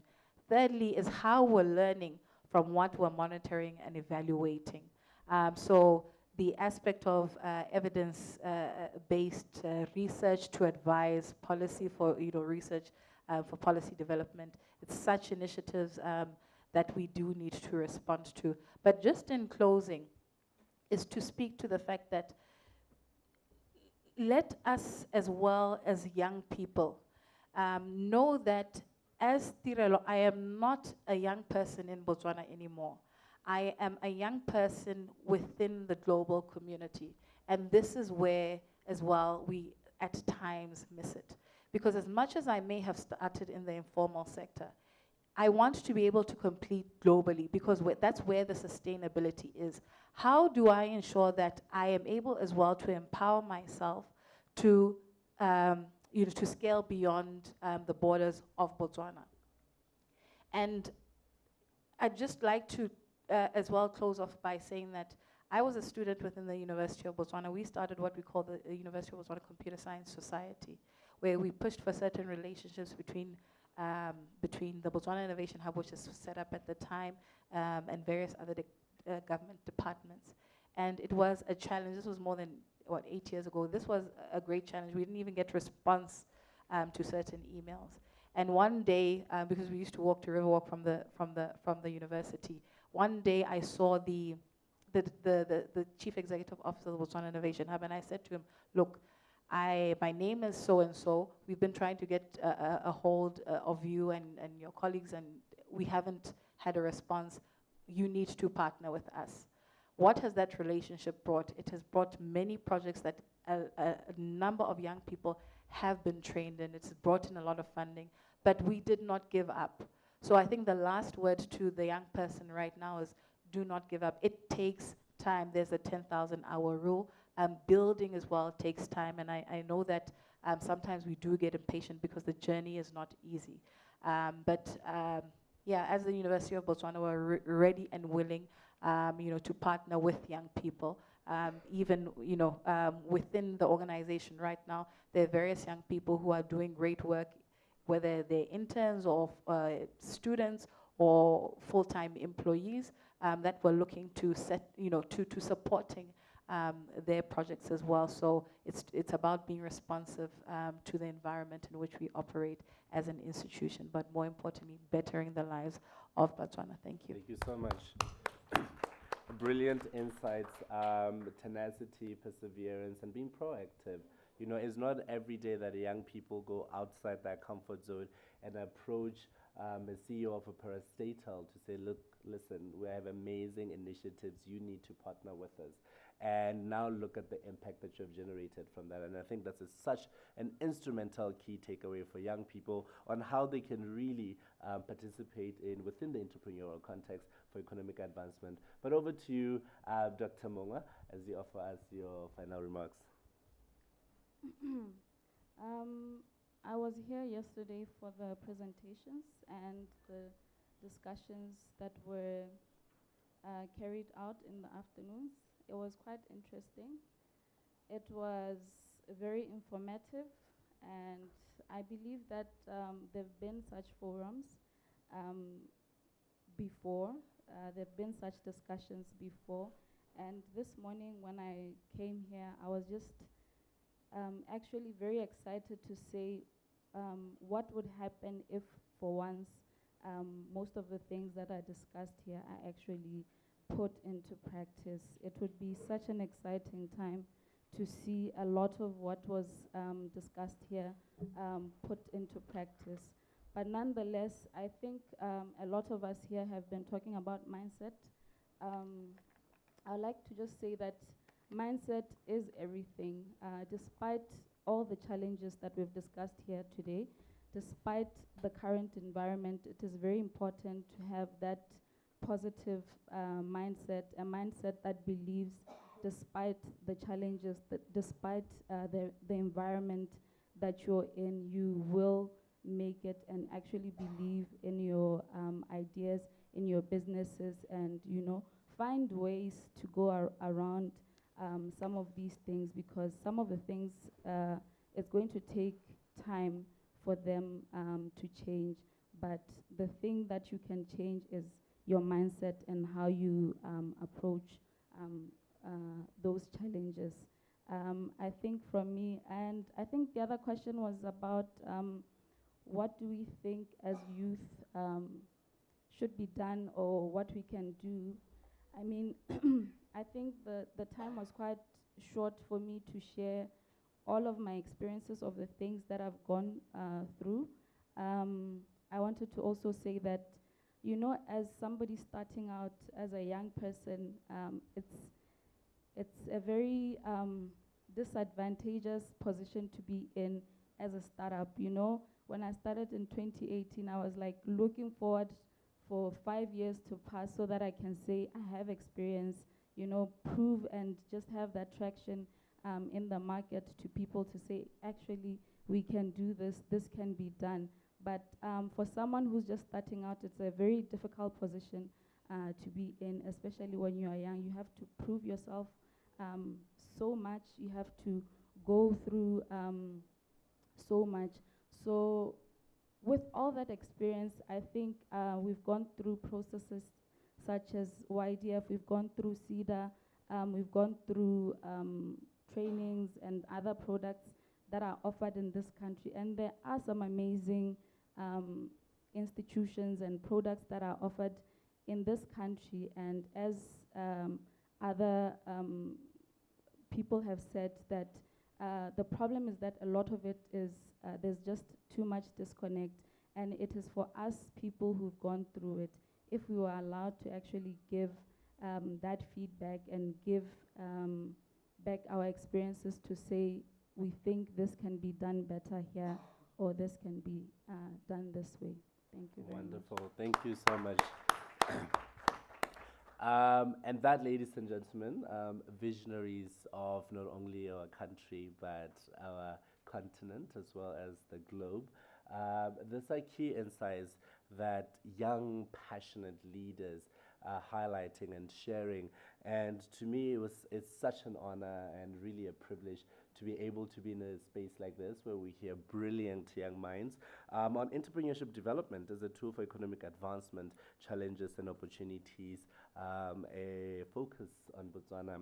But now I know that we need our energy boosters. I could tell from the clapping that we need a bit of energy. So I'll ask that we take a bit of a tea break where we can refresh our minds, hijack them as well, and then we can reconvene for part 2, where we'll be looking at agriculture and innovation.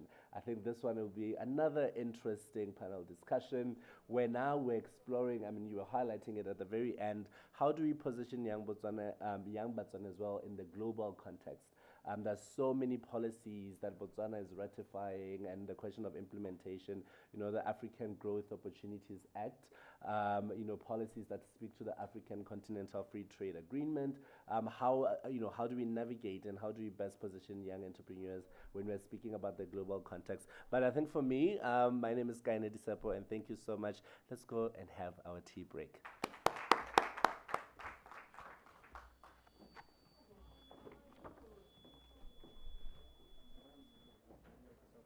Thank you, sir. Sure. Yeah, I'll hijack.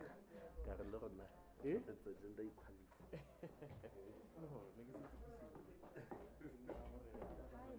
Guys, can we get a picture?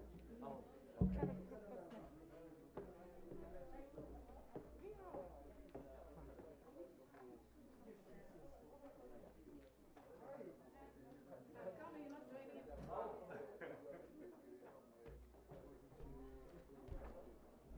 I'm so used to being behind the lens of like.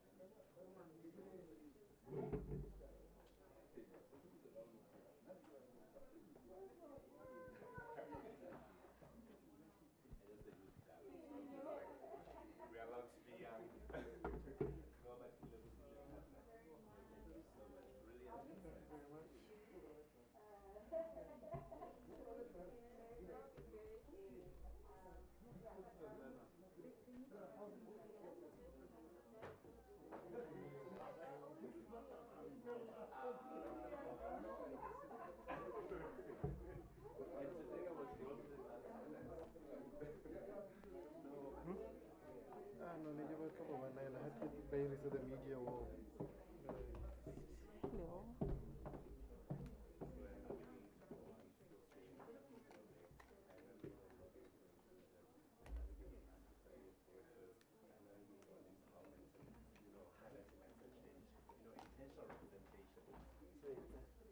It's quite a lot. It's quite a lot. Yeah, I need a holiday. I hope you do take those breaks.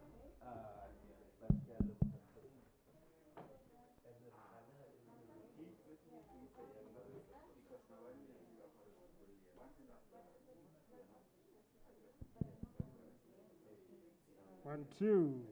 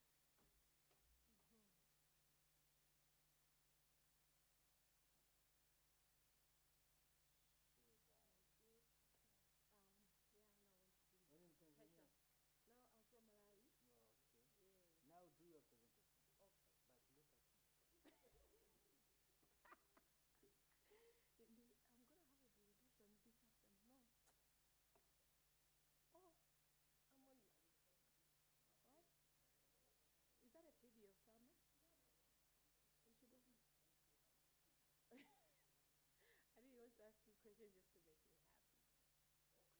just to make me happy. So this is exactly what we are talking about. we need to change the way we are doing things, okay? We as youth. So no, I thought they are the pictures. You'd have told me.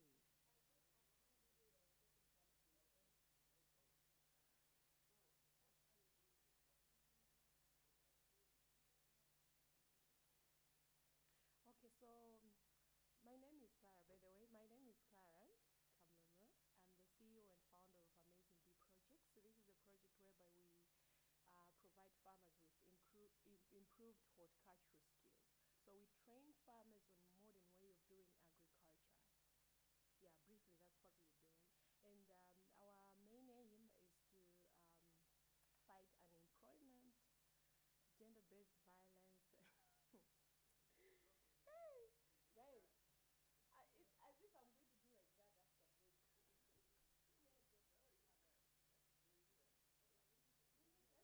I want to do like a video, like a short video. Like, okay. Yes, another one. I want to say something. So, yeah, this is what we are looking for. We need change, okay? We need actions. We've had a lot of meetings, a lot of summits, this is not the first time we are meeting. This has happened years and years back, and there's no change. We need action.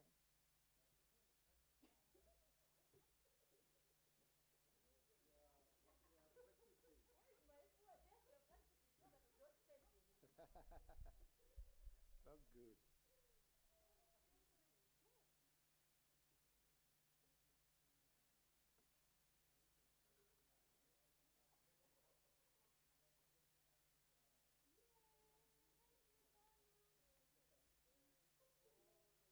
Yeah, just a minute.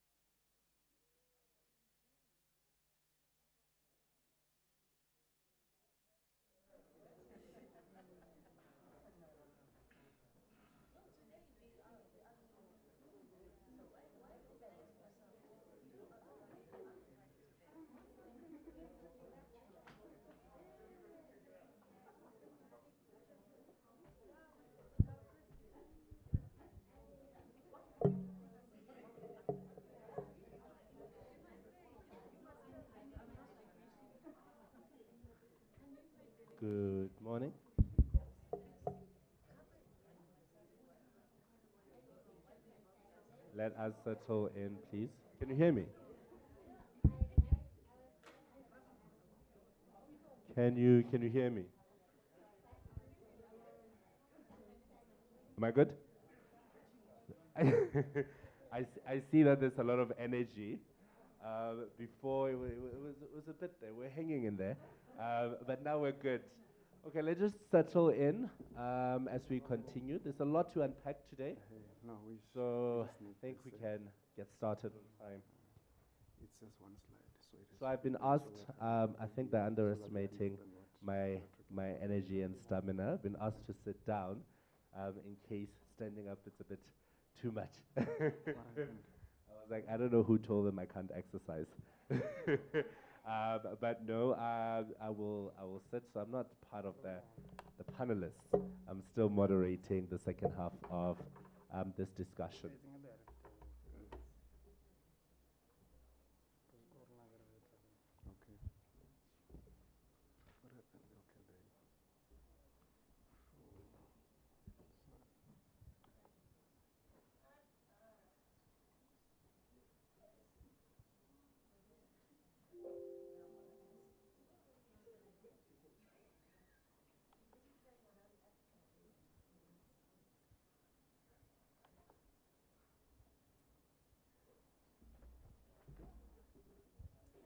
Fantastic. So welcome back.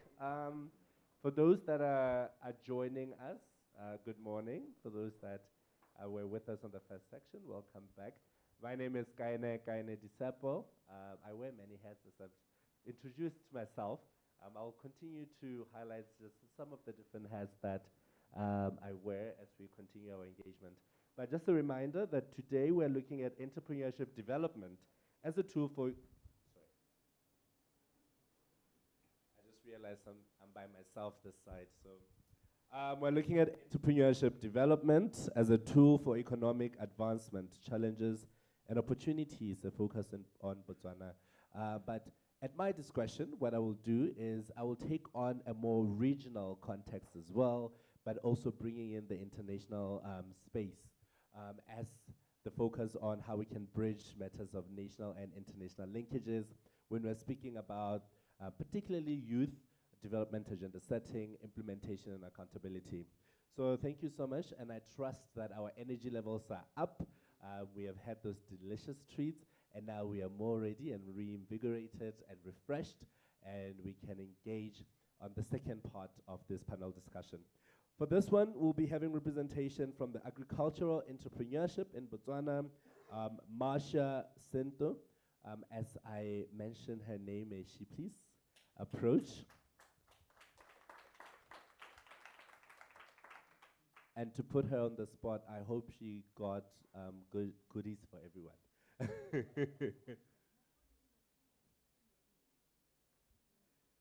Fantastic. May I also ask that Ms. Antoinette Molele join us? A round of applause, please.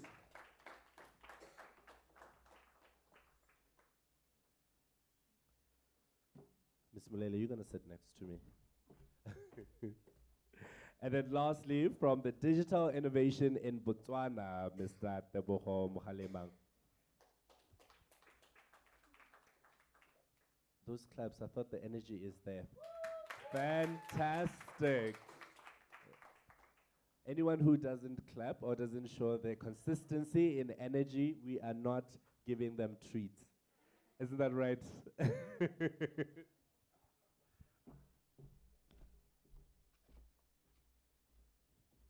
Fantastic. As I'm waiting for leadership to sit down, I will also now sit.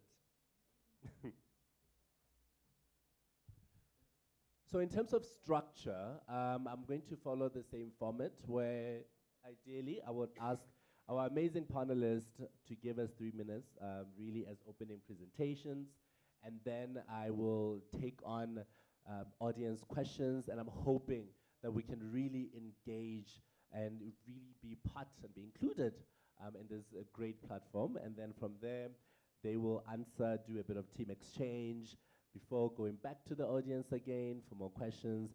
And then if there's time, answer, and then we can do our final remarks. Is that fine with everybody? Are we good with that?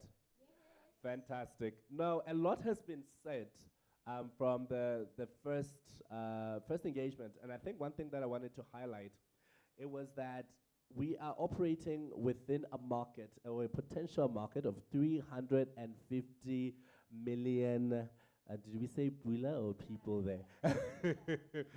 In my mind, I was thinking similarly to the minister, I love money, so I want to find out how we can make money. Masinto, yes, I'll be looking at you.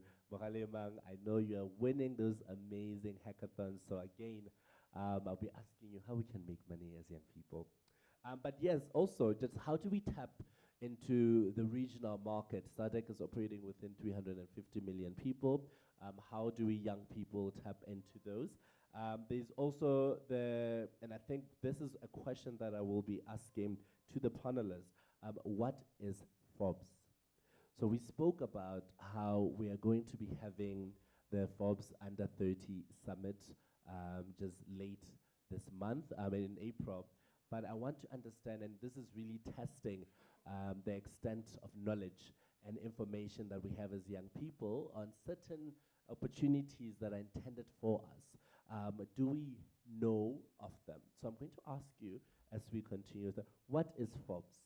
Not what is Forbes Under 30 Summit, but what is Forbes? And then just some of the insights, and I think really honing into the presentation. We spoke about the challenges that young people face, the lack of resources. And also I thought what was interesting is that embedded within lack of resources is lack of capacity for adjudicators or policymakers to really know of our innovative approaches, to really have an understanding of how we are disruptors. And I think this panelists, how we operate within the digital space, that's going to be a lot about how we young people are disruptors and how better we can improve synergies amongst policymakers and implementers.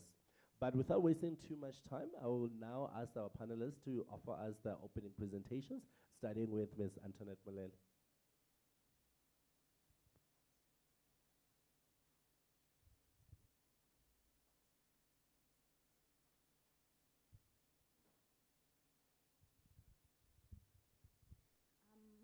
Okay. Am I on? Okay, good morning.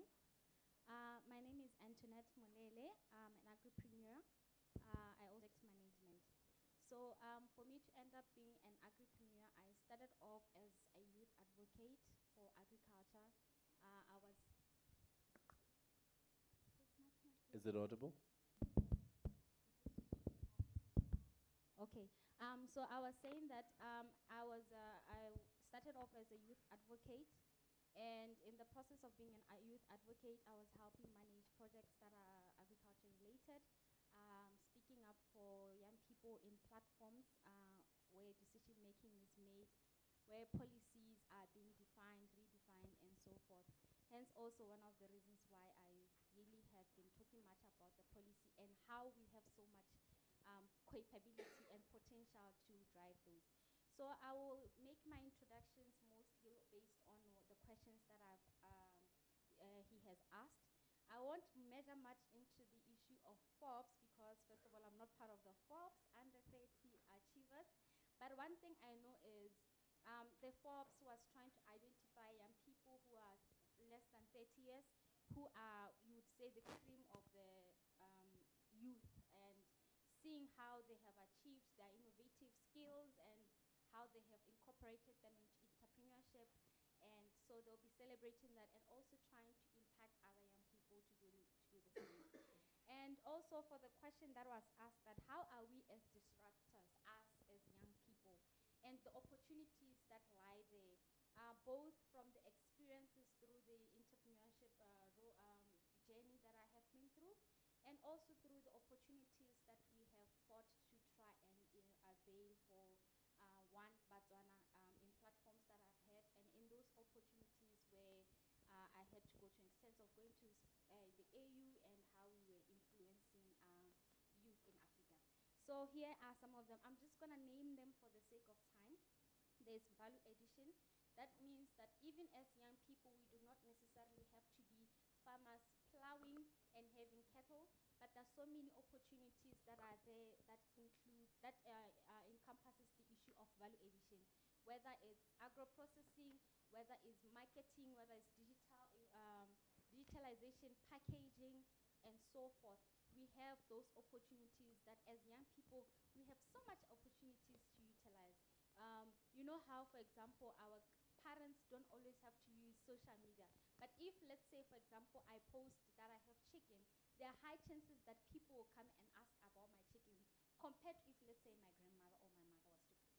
That's already an opportunity that is there for us as young people to be able to be those disruptors. We also have opportunities like green technology to learn to incorporate it. Green technology, not just on the solar panel. I'm looking at it because for you to have a solar panel, it's really expensive. But there are also other means of green technology, including the biogas production, which, if you think about it, can mean you don't need much. You just need, there's waste from your toilet, and sometimes you can even use cow dung. I have somebody who's using biogas at their farm using cow dung and the remains from the toilet. And they also recycle water in such a way that the water that is used from the basin goes straight to the toilet to flush. Things that which are innovative in that regard. There is a great opportunity in policy development, where in which I believe that's the most important part which we should really be disruptors in, because whether we like it or not, including the presentation that was made this morning, whether it's issues of requirements for being a farmer, requirements for opening up a company, requirements for exportation, everything is controlled by the policies that are made. But if young people are part of the people that are forming policies, are making sure that the strategies are implemented in a way that favors young people, we would have won the battle. And I believe that's where we could even focus much on it. And to include, to expound much on that, I would say the most important thing is to inclusion of young people in decision making, and also learning other opportunities that are there, like agritourism, opportunities that are there in business development training, where we help other people who are into business to be able to train them from the skills that we have learned in our prior lives or however. I'll stop there for the sake of time. Thank you so much. A round of applause. I'm getting the feeling that now that I'm sitting down next to you, you can sense the energy when I'm saying, time is up. But no, very interesting insight and such passion you exude. So it really exemplifies that you're incredibly passionate about the field, which I think that's what really more young people need to be. Young people need to not only aspire to be successful, but aspire to be leaders of value to their community. And I think that kind of engagement, and from your presentation, it really exemplifies that you're really living true to that testament. So thank you so much for that wonderful presentation. Amazing insights on opportunities. There's a platform that I also have, it's called Debate in Botswana, where it's about young people debating on key development issues of this country and having leading industry experts as adjudicators. Now, these experts also have to have experience in policy making, implementation, as well as accountability. And what's great about Debate in Botswana is that we often ask the question, whenever you're saying, oh, let's change the system, we ask you, what is that system? Whenever you're saying that, oh, we need more policy reforms, we ask, be specific, what kind of policies are you speaking of? So I'll be quite interested, because you mentioned policy development, to understand what exact policies we need to reform, we need to develop, and if those that are not there, which new ones would you want to have? I think we're being solution-driven here. But over to you, we'll have our opening presentation from Masha Sento. Good morning to you all. My name is Masha Sento. I'm the co-founder for Setso Foods. Our main issue here, we want to address issues of commercializing of our traditional products. We really want to push our indigenous products to another level by commercializing them. So when we started our R&D in 2006, we wanted to achieve what you call commercialized sterility. We wanted to give our traditional products premium quality. Premium quality meaning when we started with our R&D, we wanted to address issues concerning nutritional information, concerning durability and sustainability of our products. And when we went out, we wanted to get one product which will do R&D. We used canned mohodu. Canned mohodu, we all know people love mohodu. And it's questionable when you cook mohodu, it takes time. It's questionable when you sell your product, you sell in the informal sector. It's questionable again when it comes to cholesterol, fats, and all those things. And we really wanted to find out if we will achieve what the product will be all about. During our R&D, we wanted to focus on 3 issues. That is mohodu. We all know mohodu is a perishable product. And it was not easy for us to do the R&D. Firstly, we took 3 products. That was mohodu alone, the black mohodu, the black tripe. And then we took the black tripe and mala, the casing. And then we used another mohodu, which is the white tripe.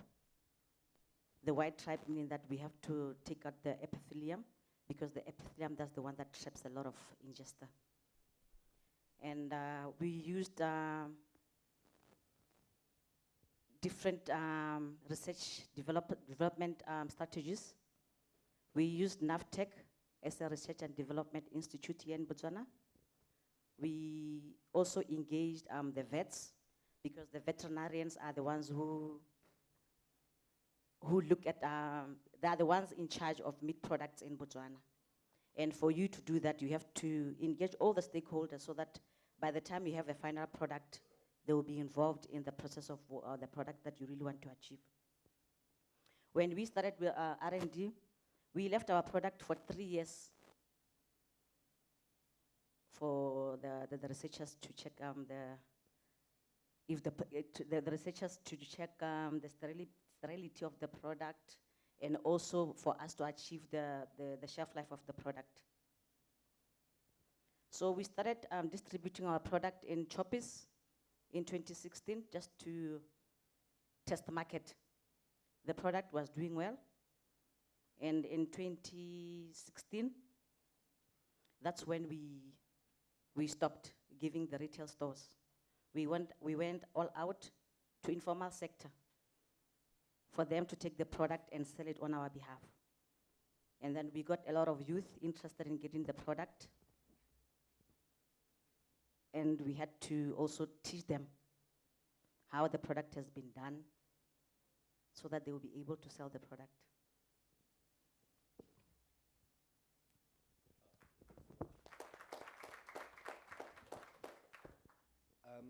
Ms. Hinto, I have a lot of questions to ask you, and I know the audience as well. They have, just questions to ask. But I think for me, as you be preparing to engage with the audience, I wanted to get your insight on 3 things. One, your experience on input. For instance, if you're talking about, again, hopefully exporting, right? How do we deal with the large number of market outside? The input being mohodu, that means it's cattle. How do we have enough, for you to export? Do you have enough for you to, sell or distribute locally, regionally, and internationally? The second one is on finance.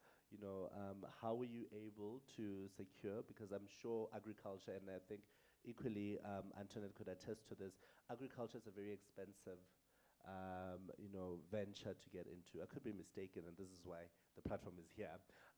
But it's a very expensive endeavor. So how do we then move about when you're speaking about finance?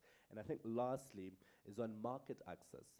And for me, the interest with market access is on understanding also how do we operate within the global context, where we have standardization, where we have certifications, those structural barriers that often at times local farmers don't know about.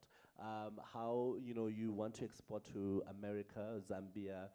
What are the policies? What are the regulations, the restrictions that we need to be aware of? And have you experienced have you experienced those challenges? I think in your journey. So I will be wanting to get a bit of insight into input, finance, as well as market access as we continue with this engagement. But now let me just bring in the brilliant Mr. Mogalemang to speak about digital innovation in Botswana. Thank you, leadership. I call this main leadership because that's what I believe anyone who's having influence in our environment is. I tend to look at leadership more as influence more than a role, because I believe in whatever capacity we sit, we can always be leaders. So thanks, leadership. You're welcome, leadership. My name is Tebogo Mogalemang. I like to call myself a problem solver. I'm an engineer by training or conditioning. I graduated with a Masters of Engineering in Electronics from the University of Southampton in UK in 2008. So I have about 14 years of experience as a problem solver. And living in a country like ours is really quite interesting because there are lots of problems. So I'll explain, or my presentation will be more around like a story. So soon after graduation, I joined one of the largest mobile telecommunications operators. I was quite excited to just graduate and then jump into a job. But along the way, I started realizing that there were problems that I didn't have the freedom to solve. And as a problem solver, that kind of got to me. So in the end, I decided to quit my job. My parents still are mad at me a bit. You can tell that, but you could be at this level. But for me, it's the ability to apply my creativity that gives me pleasure. If I'm unable to do that, then I know I'm useless. But I was really concerned by one problem when I left my work.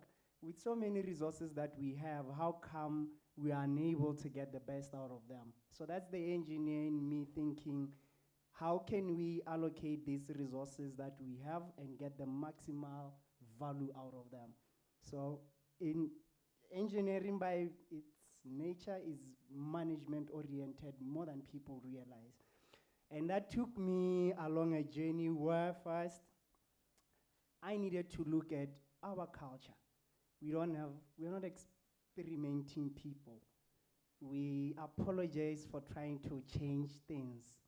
And even this morning, I was quite happy to hear people talking about mindset, but we have individual mindsets and collective mindsets. So as soon as I tried maybe to now think, oh, how can I bring these problems out for people to understand, I realized that even if we were to look at the same thing, we all see life the way we interpret it. And if we have a problem that affects all of us, how do we ensure that at least we have some ensemble of like base truth? And that's what led me into this field of using data to drive decision making, or rather to act as a referee. If we are discussing an issue, bring the evidence so that the discussion stops being about me and you.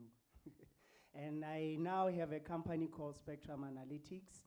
We are a data-driven company that enables organizations to adapt and thrive to modern disruptions using data. So I'm also kind of what many would say a systems thinker. I realize we deal mostly with complex problems. Human problems are complex by nature. And more often than not, no single stakeholder can solve them on their own. And the biggest concern that I had when I left my employer was that more often than not, we always look at government as the source of our problems. And how long is it going to take before government can transform this? Why are we robbing ourselves of ourselves as part of the solutioning process as well?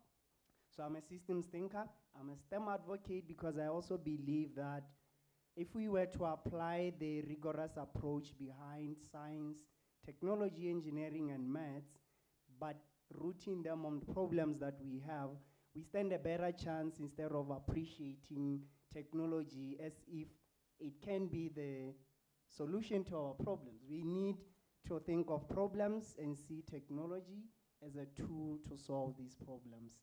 So in the interest of time though, we now live in an age where everyone has this device. Everyone is connected online, and all we are generating is lots and lots of data that is a resource by itself if we were to create or improve processes around what we do, if we were to create new products and services, because now the modern economy is digital. So how are we positioning ourselves and leveraging the mineral, which is data, driving this modern economy to create value for ourselves and solve our community problems? Hence, I'm also a big fan of talking, but from a grassroots point of view, because more often than not, we try to climb the tree from the top, and I've never seen it being a successful endeavor in any way. But I'll stop there really in the interest of time. The other things we'll tackle as we move along. Thank you so much, leadership. A round of applause, please. So, because I know that my amazing leader can handle it, I'm just going to be a bit of a provocateur for him. He's speaking about the grassroots, right? And similarly to you, I'm a huge advocate for inclusive leadership or inclusive policies. But I think for me, I think you might have lost it a bit, and I want you to come back and reconsider that statement. Is when you are saying that because we're operating within the digital age, that everyone has a smartphone, and then also everyone is connected. I want you to unpack that a little bit, especially when you are moving beyond the city. And really localize it to say the rural outskirts. Is the reality the same? Do we all have smartphones? Do we all have access to the internet? Do we all know how best to utilize the internet to drive forth industrial revolution? And I'm saying that because I know that you can handle that question. That I'll ask you, and I think just quite quickly on another note as well, you being a disruptor, and I love this about you because you're working with what I would assume to be a very difficult space, digital transformation.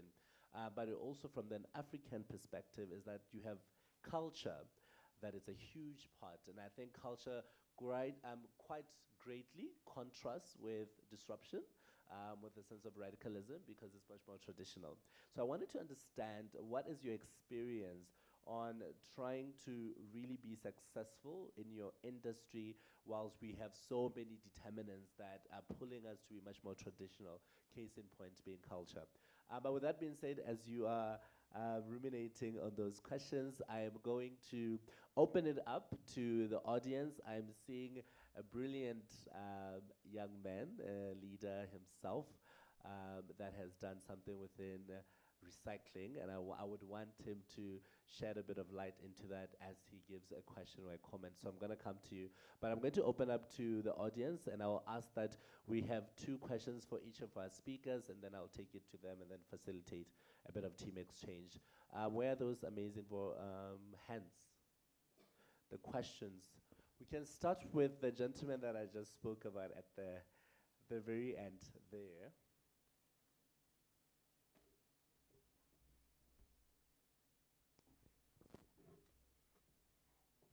Perfect. As we are approaching him, perhaps then you would want to shed a bit of light into that. Yes. Maybe that gesture was more around cell phone, not just smartphone. We have if you were to look at our demographic, 70% of like our population is youth. So that's a bulk of our population there. And even in rural areas, people of course have smartphones, but most people, more than in the city, they do have feature phones. But they're still connected to mobile networks. They still get onto like your Facebook, especially young people. So you are right, that was a hyperbole, but still you find that more than the past generations, more of us are now connected to the information highway, so we can learn about what is happening around us. And that is also quite an advantage that, you know, how can we use that for our own development in a way? And in many ways also, that being youth trying to drive the change, you are quite right. The biggest obstacle that I've faced has been culture.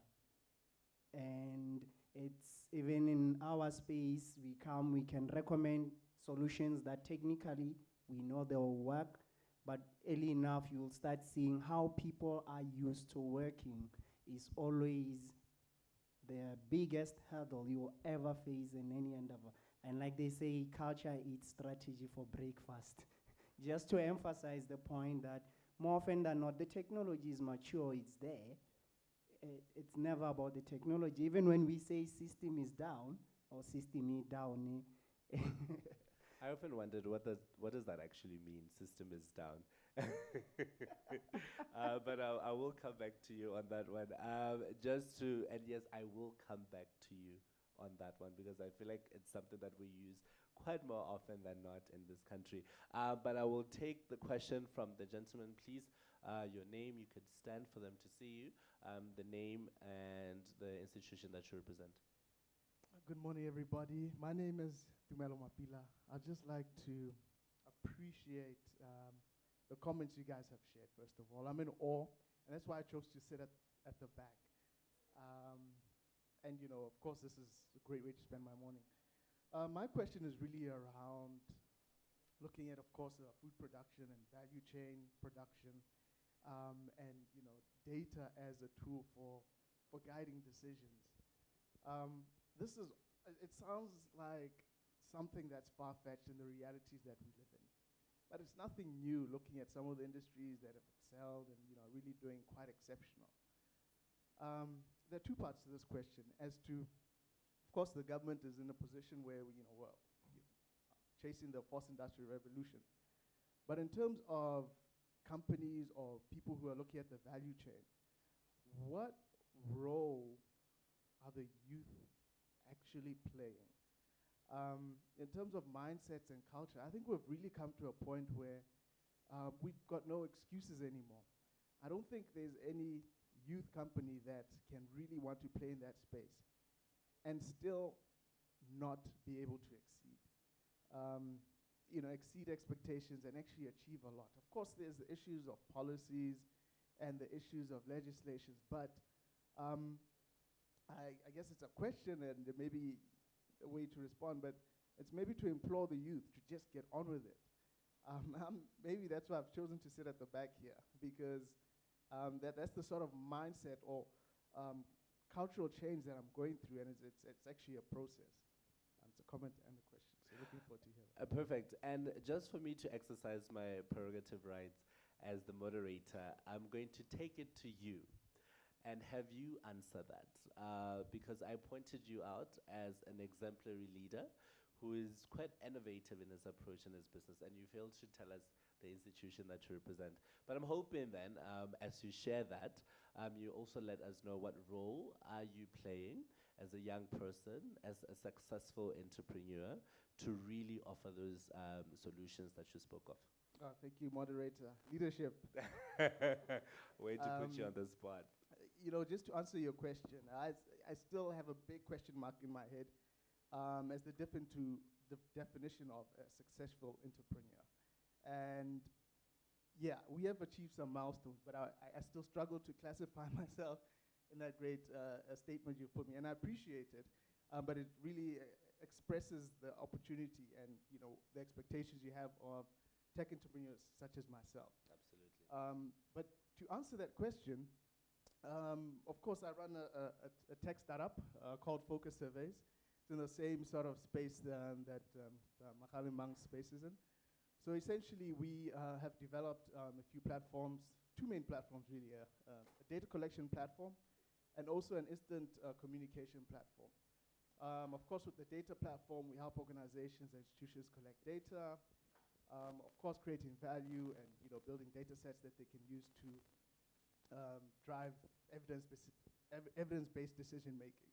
So that's the space we're playing in. And we've been in it for quite a while.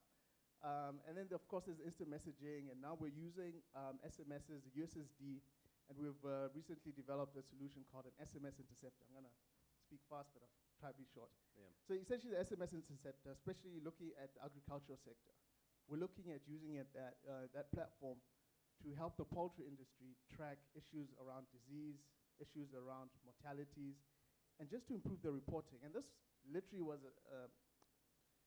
a moment of brilliance listening to an interview on the radio from the Ministry of Agriculture talking about how a lot of the poultry farmers face a lot of challenge of disease outbreak that the ministry cannot track in an efficient manner. And I was like, okay, we've got the platform for this. Why aren't they using it? So, I guess to put my head on the block, in a couple of weeks, I'll probably be able to give an update on the progress we have with that. So that's something that I'm already doing in that space. Absolutely. And I'm unapologetic about it. And I probably won't get a lot of mileage going through the structures and the policies, but it has to get out there. And that's just, well, thank you.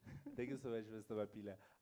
There's a question that side, and I know I have a new friend called Fevin. She has something to say as well.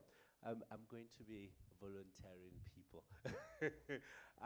But just before the gentleman at the back gives us his question, just a reminder to the audience that if there's anyone who's yet to have their COVID test, please do so whilst we are still running this engagement. Thank you so much. Over to you, sir. Name, the institution you represent. Yes. My name is Labs Maleti. Full name is Labs Maleti, Michigan State University. And I'm here, of course, at the invitation of SADC and AAP to help facilitate the program. And I spent a lot of time talking yesterday, but I couldn't help it but find an opportunity to appreciate the presentations this morning, particularly Antonet's presentation about biogas, biofuel, and how that can be an alternative. The most interesting thing that I have heard from this conversation is the revisiting of some of the old technologies, where when you think about RIC, which became BOTEC, and now it's BITRI, Rural Innovations, Rural Industries Innovation Center in Ghana, did a lot of that with biogas. And so revisiting those technologies and finding ways to create value. What I'm hearing is creating value out of what we have. And that's indigenous knowledge systems, but also interfacing with modern knowledge, modern technologies, and education. So the question for the three of you is, how do you influence the value chain through capacitating, for instance, the education system? We learned about formal and uninformal employment and education. One of our person this morning was from creative industries. And that person indicated that he didn't go through formal education, higher education. How do we bring those type of youth into the system in such a way that we can influence the TVET's vocational education system by creating a demand? So what strategies are you looking at as a way to create value, and especially influence value chains? We see SETO as an example. The fact that we're creating this and not making it an elitist, industry or supply of a product is very important to us as a country, and making sure that you actually make sure that this product is accessible to the ordinary person in the street. So you have a role to influence the value chain, and how do you continue doing this? Can you share that with us, even if you are not able to do it today? Let's have more conversations about ways in which we can influence the value chain. Also, interface this with education, influence education, so that there's continuity. And please hold on to these industries, hold on to these services, right? Because we are building the future of our country and the continent. Fantastic, thank you so much. 2 questions here. I saw you had your hand raised, and then Fevin as well. But as we're waiting to get the mic there, I think we can have, yes, we can have Antoinette answer that, and then we'll also go over to Masada.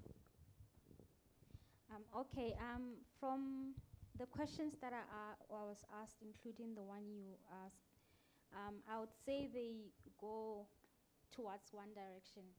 And mind you, I'm not just talking about my country only, but also neighboring countries with which I've managed to have opportunities to work with other youth there.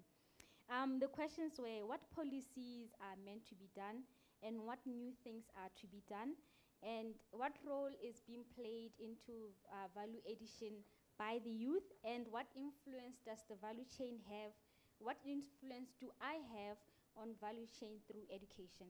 Those are my questions. So I would like to first of all answer by saying what Professor was saying is actually what was actually going to be my next point to talk about concerning the issue of indigenous knowledge. For the fact that as young people, as much as our elders want so much to guide us into how we could actually occupy spaces, if there is one thing that is most important that we would say we would need from the elderly people, is mostly the indigenous knowledge, to know how to actually utilize that knowledge and combine it with the technology, the digitalization, to make it work for us. By saying this, I'm talking about the fact that we are coming from a space where we don't have money, we don't have resources. The only thing that we have potentially is the opportunity to influence policies that are there, that could include land access, that could include how we influence value chain, how we occupy such spaces. Now, when we have indigenous knowledge like that, we would definitely be able to produce our own electricity using biofuel for our farms, for our businesses and everything, without having to spend close to 100,000 for solar panels, 100,000 that we do not have, for an example. So some of the things that we also have an opportunity as for policy development is the PPP, as us young people, we do not only have to target the government to try and influence policies, but on our own, we have so much opportunity to be one voice, to influence the policies as the private sector, and have the government be accountable to push us and help us where necessary in order to make sure that what we need is there, but us playing the role, but us playing the role of implementation. We have the right and opportunity to say what we want and how we're going to implement it, and have the government supporting us.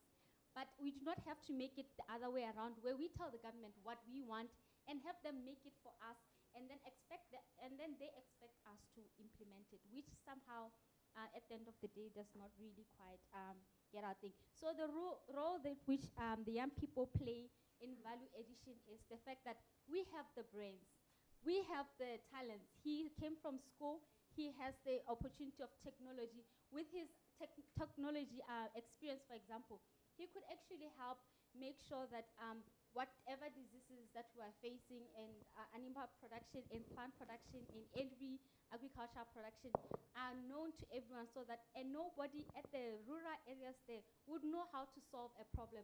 And also vice versa, as you know how our grandparents didn't always go to the veterinary for medication and everything. They had means of treating the animals at home through those indigenous knowledge. That indigenous knowledge also needs expertise for us to be able to know in the urban areas, in moments where we cannot afford medication, for example. Influence that through education.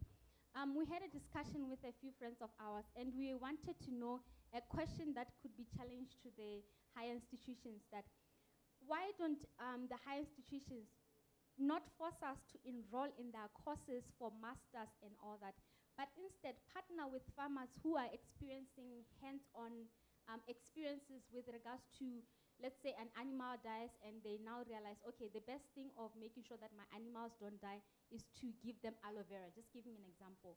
That also already is a research in action. But if higher institutions partner with farmers in that regard, where I can come and consult at a higher institution, but not being enrolled in the institution, and having to make sure that we inform such decisions, and even as the higher institution, having that role to play in policy development, I believe that will also help in regards, and this cuts across in all countries. I hope and I believe I've answered your question.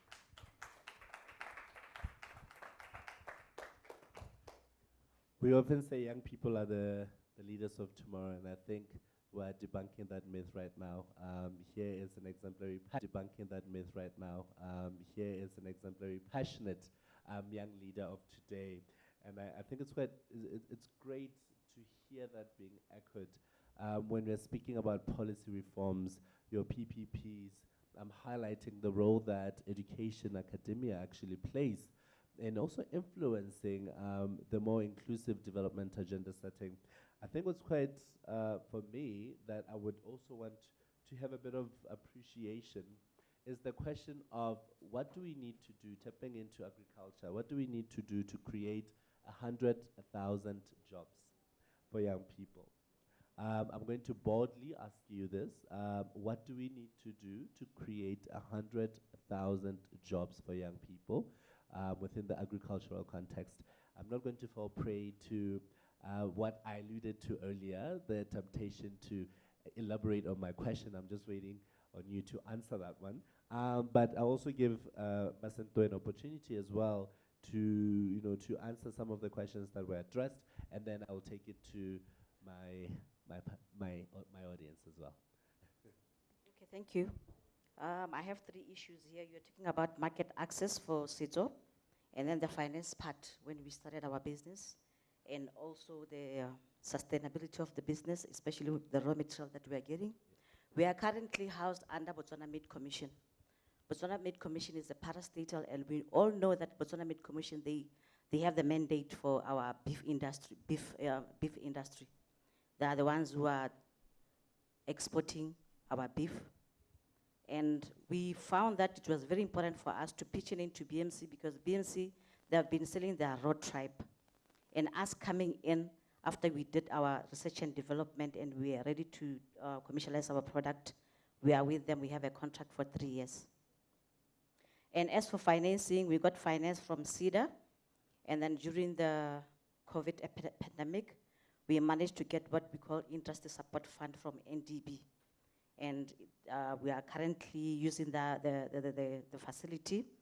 And they gave us close to $1 million, which was given by the government to resuscitate the industries which were affected by COVID.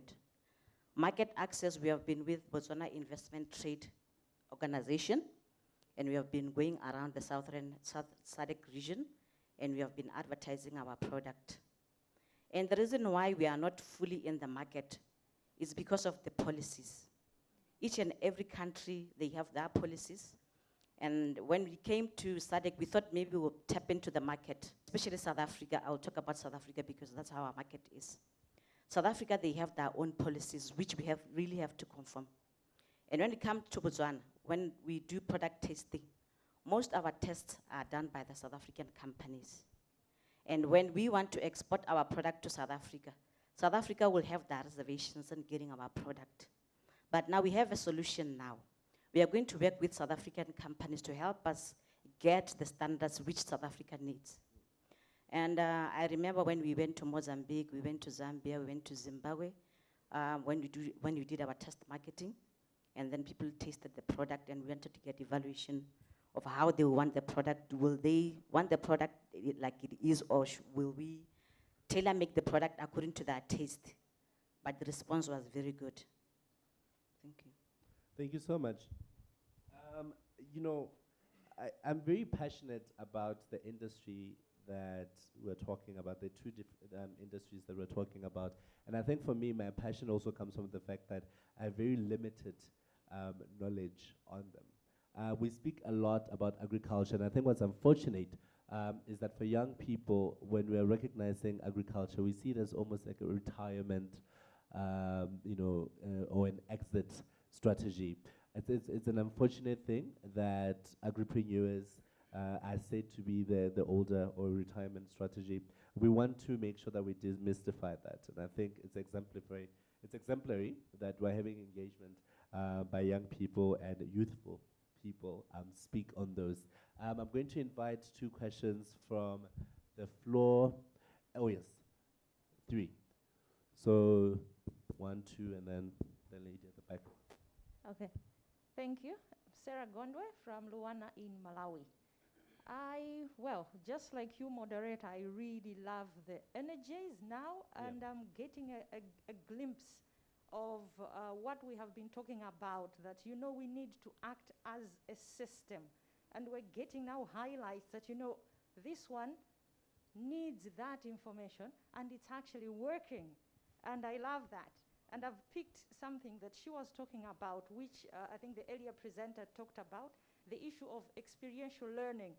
But it's now probably that how do higher education institutions now not do it in a piecemeal, but push that into the system, that this is an approach that needs to be in there to address the need. But my question now, I wanted to have some experiences from the 2 gentlemen that spoke about data. On one side, we have the higher education institutions with all the expertise to play around with the data and be able to give that this is evidence. And there you are with innovative ways of how we can capture that data from the grassroots, from wherever, and be able to package it so that the higher education institutions, the think tanks now don't have to actually go there and get the data. So I wanted to ask if you've had any experiences of working now with the think tanks or with the higher education institutions to actually do that, because that's how now the ecosystem actors are coming in together. Let the one that does it best do what they know best and connect with the other one to do what they know best. Fantastic. I absolutely love that question, and I'm going to ask that you incorporate it in your final remarks. But before that, let's get 2 more questions from, and then Favan will close it off for us. Hi, my name is Lucky from Telago Investments. And my question is, looking at the agricultural value chain with all the panelists and the tertiary institutions incorporated. Now, before the process of requesting funding in collaborations or piloting any project, what challenges do you all experience in collaborating amongst yourselves with your intellectual capacity as well as your technical capacities, plus the infrastructure that the tertiary institutions or the vocational institutions have, right? What challenges do you experience in incorporating all of that mass for a pilot or a prototype? A beautiful mess indeed. Great question. I'm going to ask Favan that she close it off for us with her question. And then I will ask the panelists to give us their final remarks.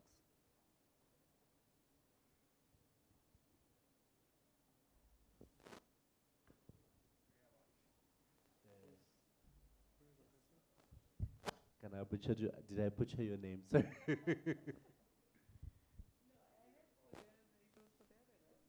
Oh, okay. So, okay, no, that's fine. One last question, sir. I will ask you to briefly say it in 30 seconds, and so we're running behind time.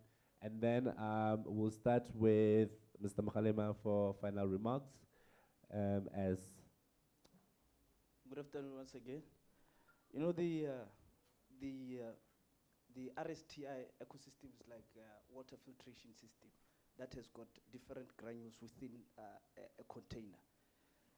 You mentioned about the fact that you cannot find yourself at the top of the tree without the roots. So the grassroots development is the same as having the indigenous knowledge that she has. Where we have the need to take the indigenous knowledge, what the community or a normal Motswana or just someone who has not been to education is able to do, that can be able to also be commercialized. Since then that I've mentioned that it's like a water treatment process. The question now remains is how do we take that raw knowledge into the systems that we currently have or institutions that we currently have? We've mentioned the institutions such as the university, we have mentioned the technology transfer offices. Now, the problem that we currently have within our community is now alliances that are able to now take those grassroots development ideas into those systems. That's a gap that we have. Gaborone, Yeah. thank you so much. I know you're quite passionate about this, but we are running behind time. And I think the gist of your question, if I'm not mistaken, the panelists got it.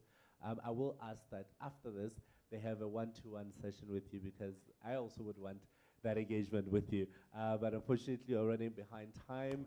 And I'm going to start off with Mr. Mahalemang to give his final remarks and then incorporate some of the questions that were asked. Thank you.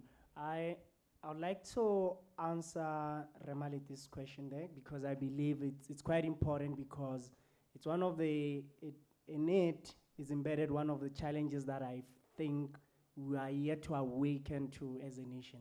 We have a learning problem as a nation. Learning, I don't mean within schools, but we do not seem to have an ability to continuously better ourselves and be able to deliver on our shared ambitions. Get better at that. I mean, we have recurring problems that we don't build expertise around. Project management, for example, so many projects have failed in this country. Why are we not experts in warning people on what to avoid regarding projects failing? And that's what learning is, the ability for a collective group of people to work towards their shared ambitions and get better at delivering them. We do not have that. So we need to learn. We need to learn how to deliver things together. We also need to see that we live within systems. It also means that the relationships that we need to nurture for us to be able to efficiently solve these challenges, and it cannot be done in silos. So with respect to that, if we are to interface this into the education system, this is why we have things like recently, or rather I'm the chairman of the Society for Organizational Learning Botswana, because this is something that is left within learning and development divisions within companies. But we need this at a societal level so that even communities can deliver these things together.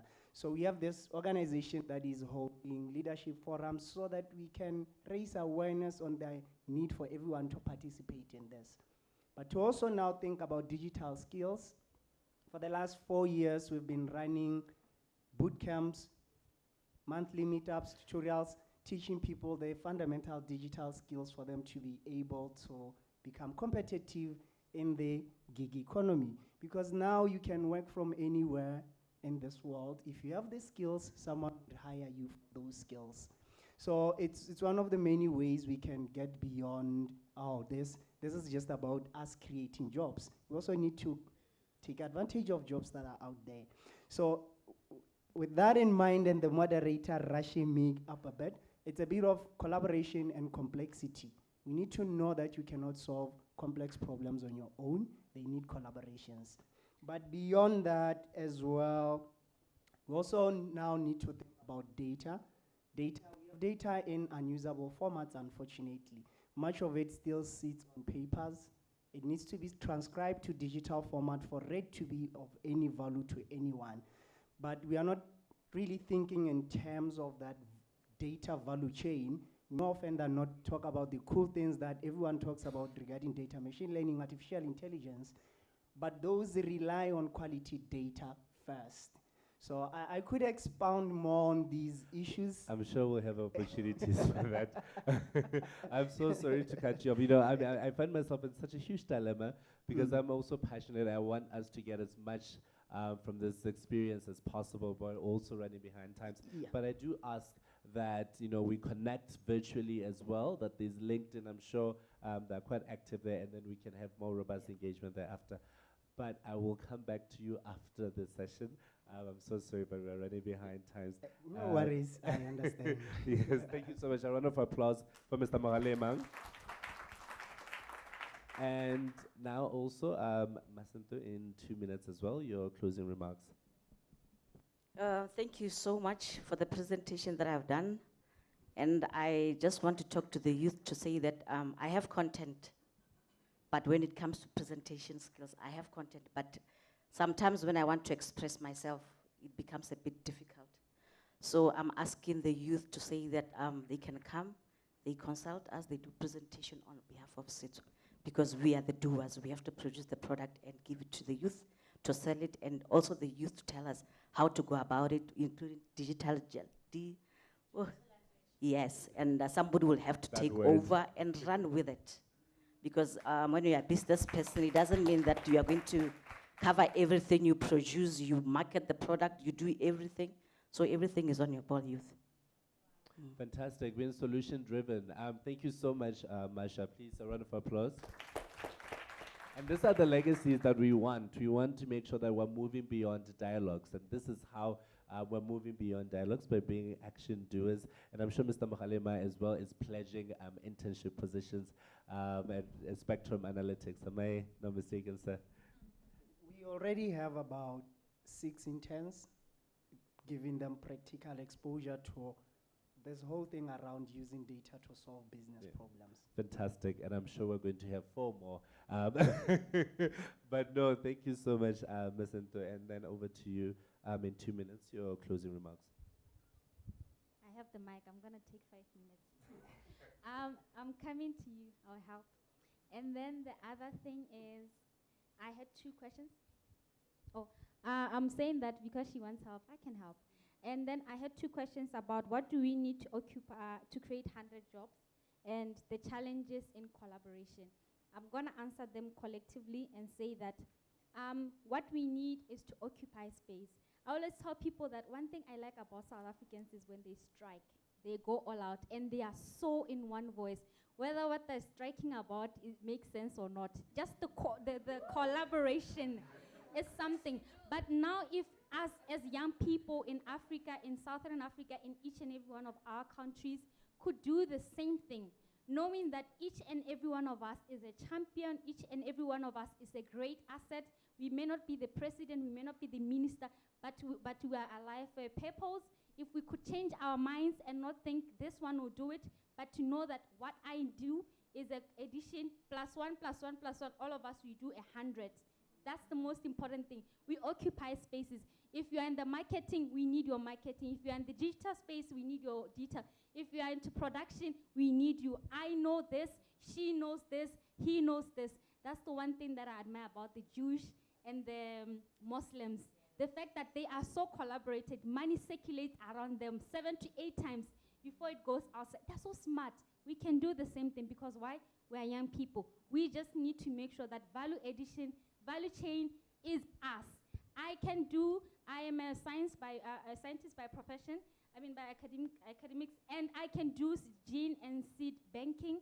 Make sure that when you want to start plowing, I will reserve seeds for you. You come and get seeds from me. You go to this person, they give you a tractor. You go to this one, they market for you. If we do that and we just have that collaboration in different countries, we don't even to be in one country. That's it. Just as we are the knowledge, we are what we want. If there's any challenge in collaboration, answering my second question, it's you and me. It's our responsibility. If there's a challenge, you are the one creating it. But if you put it this way, I'm the solution, she's the solution. She's not my competition. She is the solution, I'm the solution. That's how we win it.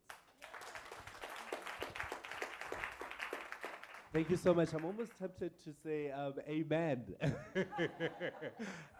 But no, that was a very brilliant and quite passionate and just amazing insights that we got from today. I was especially honored to be here. We're talking about co-creating safe spaces for meaningful participation of young people, and I think we're proving just that. Thank you so much. My name is Gaine Disepo, and we had a beautiful morning, but now I think it's time I take it back to the organizers. Thank you, everybody, for joining us. Thank you, the panel.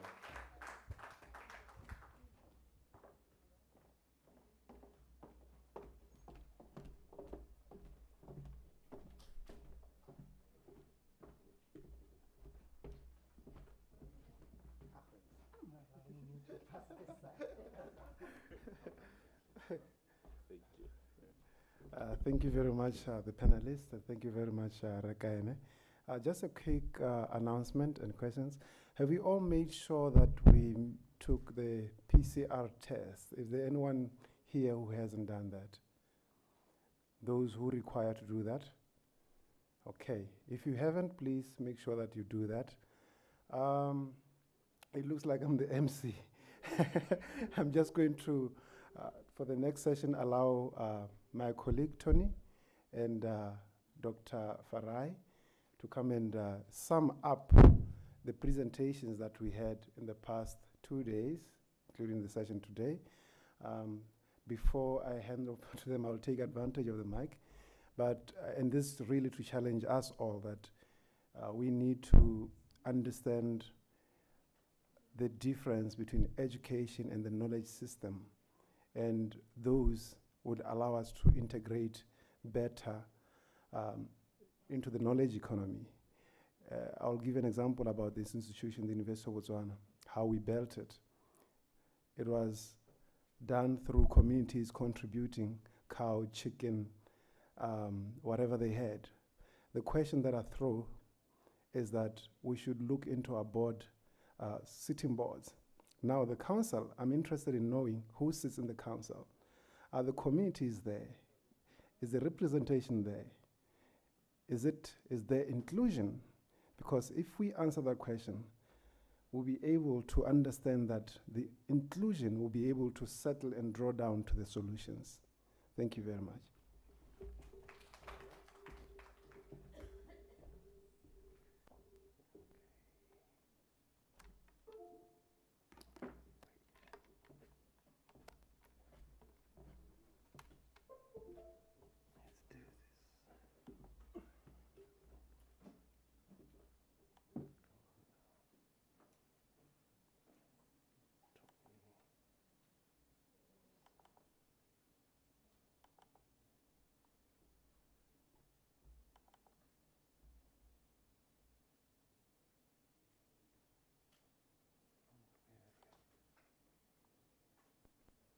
Right.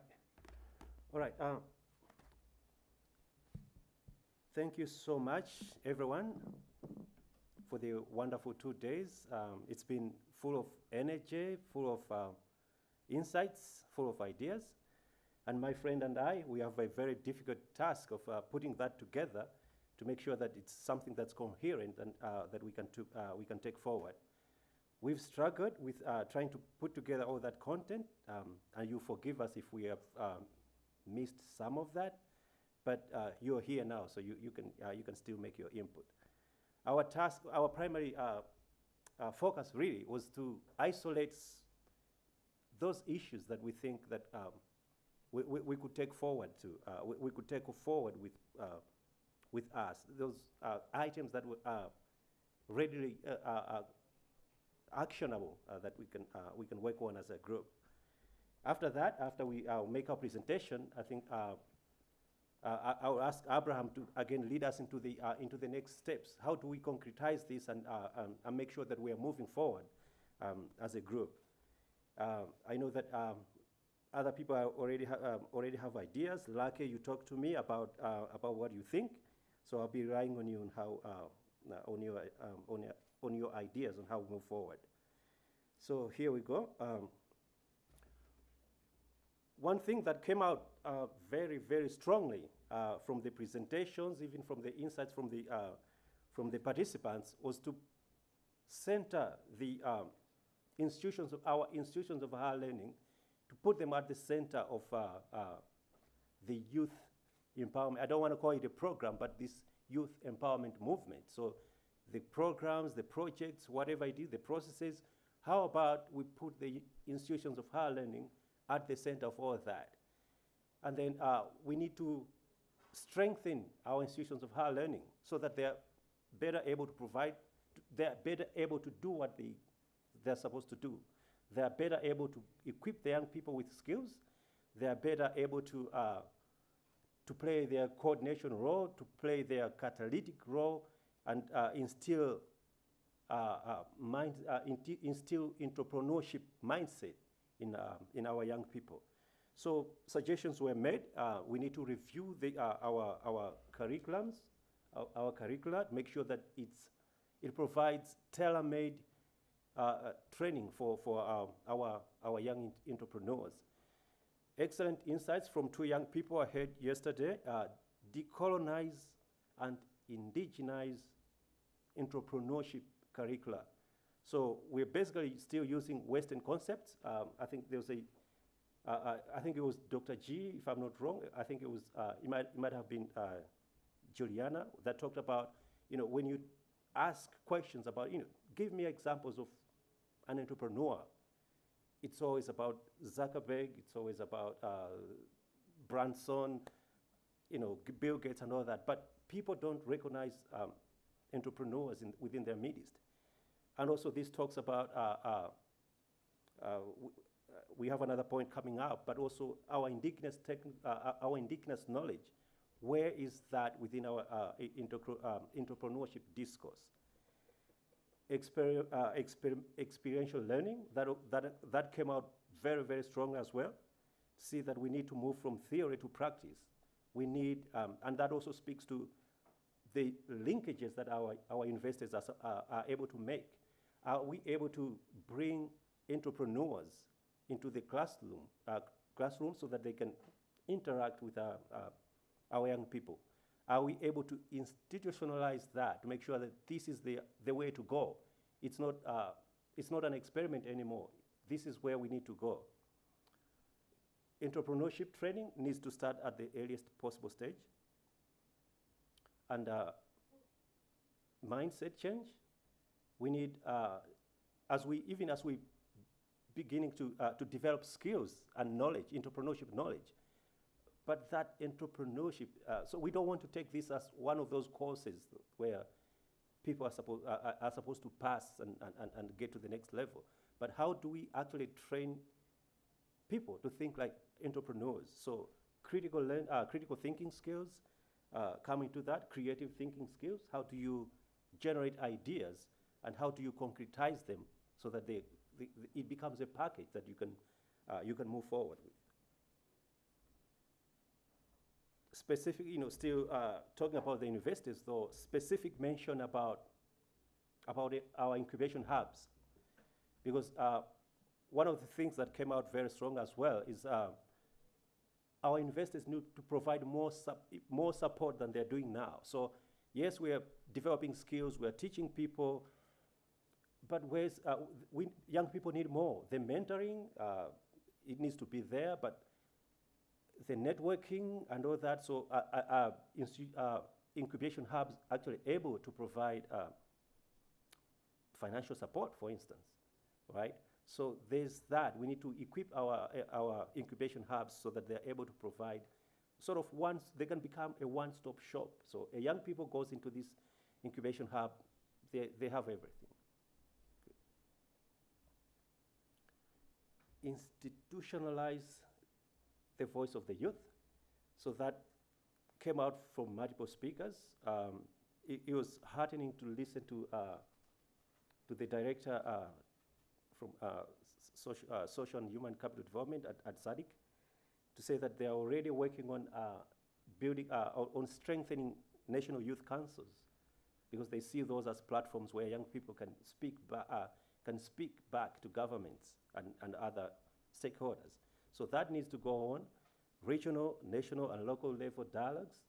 We obviously need to take this dialogue further than outside the walls of the University of Botswana, obviously, into our localities and all that. peer learning and sharing of experiences. Young people need to come together and learn from each other, possibly go into collaborative ventures. These are, so we need to create those opportunities. We need to create forums like this where young people are meeting and talking to each other.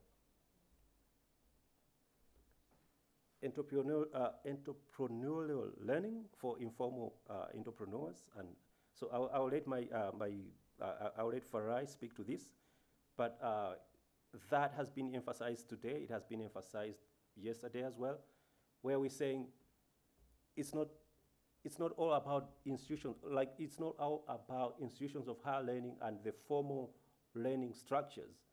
There are people who are entrepreneurs. Maybe they did not finish school, but they're on their journey. They are learning to be entrepreneurs through other streams. We need to recognize those streams. We need to learn and understand that not everybody is going to learn to be an entrepreneur within these 4 walls, right? So how do we motivate or incentivize other streams of learning to promote the journeys of young entrepreneurs? So let me stop here. Thank you so much, Tony. Firstly, I think I would like to build on to the previous point that Tony mentioned regarding peer learning, because that's something that came out very strongly from the previous panel. And I think I know from my experience, teaching at a business school, especially within this broader framework of entrepreneurship, young people, even myself when I was doing a PhD, I learned more from my peers than I learned more from, to a large extent from actually the academic curriculum and the lecturing that was taking place. So one of the things that I would hopefully call upon most of us who are here is one of the key low-hanging fruits that we are here is to set up a platform that can build to the conversations that are occurring today, so that there's continual peer learning. This could, occur in different levels. People who are in agribusinesses, people who are in information systems, they could start speaking to each other and just sharing their experiences. And I think within this, mental health aspect, I think there is a lot of motivation that, you learn more and you get more motivated when you hear other success stories from your peers and people that are going through the same challenges that you have. And then secondly, on this issue of informal entrepreneurs, I think one thing that is very clear, I'm sure many of you know, entrepreneurs experience different journeys. Everyone has had a different story, and where they are is different from what the other person has gone through. And beyond that, I think most of the entrepreneurs here, or the young people here, they are mostly within the urban setting. We don't have as many, representatives from people from rural areas, because many of our young people in Africa, they reside in rural areas, and in some cases in townships where they don't really have a voice. Most of the people now that have a voice right now, they are the most successful entrepreneurs. And we need a voice also for the entrepreneurs who are in rural areas, but also not only entrepreneurs, but the youth, because the issues of mental health, the issues of motivation. I was speaking to some colleagues yesterday about issues of commitment. If you're never exposed to opportunities, you can never know how important that opportunity is. And once you miss that opportunity, it's never coming back. And most of our, peers in the rural areas and townships, they get one of those opportunities, and once you miss that opportunity, you never come back. So how do we support those, colleagues, entrepreneurs or young people who are in the informal sectors? I think, like you mentioned, that they have limited opportunities. Many of those people, they finish high school and they never go to university or the formal education system. How do we create and leverage on already existing? I think, like you mentioned, that they already have a system or a platform to already provide internship and support for those kind of entrepreneurs or young people. And I think in our previous discussion, even in South Africa with our Department of Social Development, many of our higher education institutions, they do not really have business management or project management courses, which are there catered for people who didn't finish high school and who are also but interested in entrepreneurship. So we need to identify and leverage already existing platforms that are there, like you mentioned, civil societies, organizations here in Botswana, which are already providing that kind of support. How do we leverage on those institutions and civil society organizations which are providing support to those in the informal sector to develop a program? So I think, Richard, when we engage with the SADC, that's something that we really need to really push to ensure that there is, at national level, there's initiatives and support, capacity development support for these individuals who are in rural areas and townships who never get the opportunities that other people have. And then following that, I think there was also the realization that entrepreneurship is something that you have to cultivate at a very young age. So that speaks to the aspect of basic education. How do you provide entrepreneurship, training to a young person who is in grade 1, grade 2? But I think in that aspect, in that respect, that speaks to the role of you guys who are here.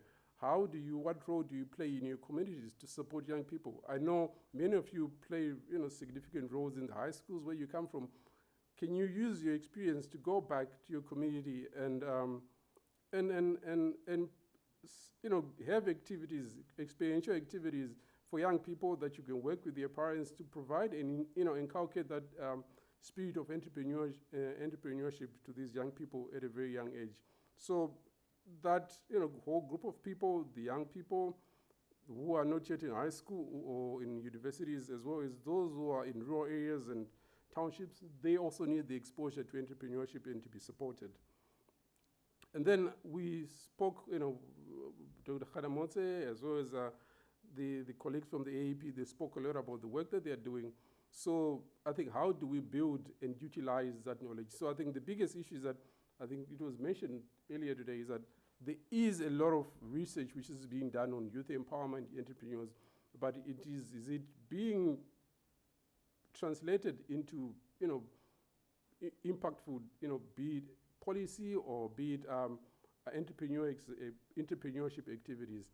How do we ensure that that knowledge is communicated and translated? So I think that's also a very important aspect that we need to discuss with you guys, and I think there's an important role that the youth have to play in influencing and communicating research engagement with different communities. And in regard to that, I think that's the discussion that we've been having with the SADC Secretariat about the possibility of setting up centers of excellence. Not only setting up, but the already existing centers of excellence or think tanks. For example, at the University of Pretoria, where I come from, I think we're all here, we have the Center for the Future of Work. They're already doing some very relevant work as to what the future of work is going to look like. For example, they're doing a skills mismatch survey to understand what are the employers looking for, because I think there have been discussions a lot here today about the skills mismatch between higher education and what the employers are looking for. There is all those opportunities for us to, as this platform that we have, as small as it is, to start engaging with universities on how we can translate the research that is existing in universities to communities. And I think my colleague from Luana, I think she emphasized it today as well as yesterday in a presentation about the importance of consolidating the fragmented ecosystem, entrepreneurial ecosystem, and that there are just so many people doing so many things and we are not aware of that. That is at a national level and in some instances at a local level. So it's very important for us to identify some intermediary institutions, and I think that's the role that universities play, to identify different actors within the entrepreneurship ecosystem and how do we bring them together to initiate and facilitate what we call these multi-sectoral partnerships to support entrepreneurship ecosystems in different countries. And I think there was also another issue which came out, I think, regarding the access of assets and capital for entrepreneurs. So that relates to strengthening the trademarks, particularly related to indigenous knowledge system. How do you utilize that and scale that indigenous knowledge, both in teaching and learning and curriculum, but also as an asset in terms of intellectual property and business innovation? And then the aspect of monitoring and evaluation. I think what we found out, everyone knows, that a lot of our governments, they have a lot of good policies but never implemented. How do we set up as youth, have a voice to reflect and monitor and evaluate some of these national policies so that they are impactful to youth empowerment and entrepreneurship?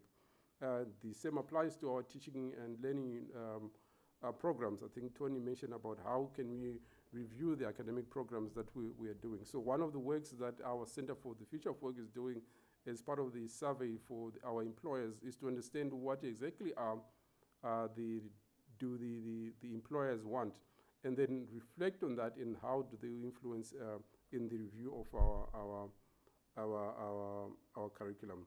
So in a nutshell, those are some of the key, broader issues that we think are our reflection from the discussions that have taken place the past few days. I'm sure we've missed some other issues which are of importance to you, but I think we'll take this opportunity to get some of your input.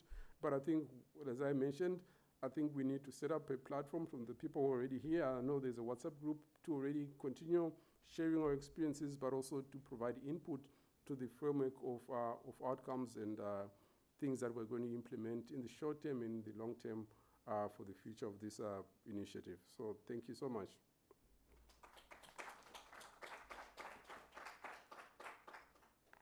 Okay, any questions or inputs?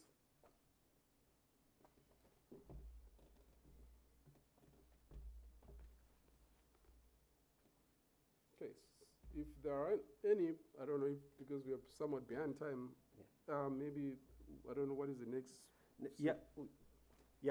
We could just, as a group, we could just talk about the next steps. So, how do we plan to take this forward? So, what needs to come next? So that's we need to have an action plan of some sort, right?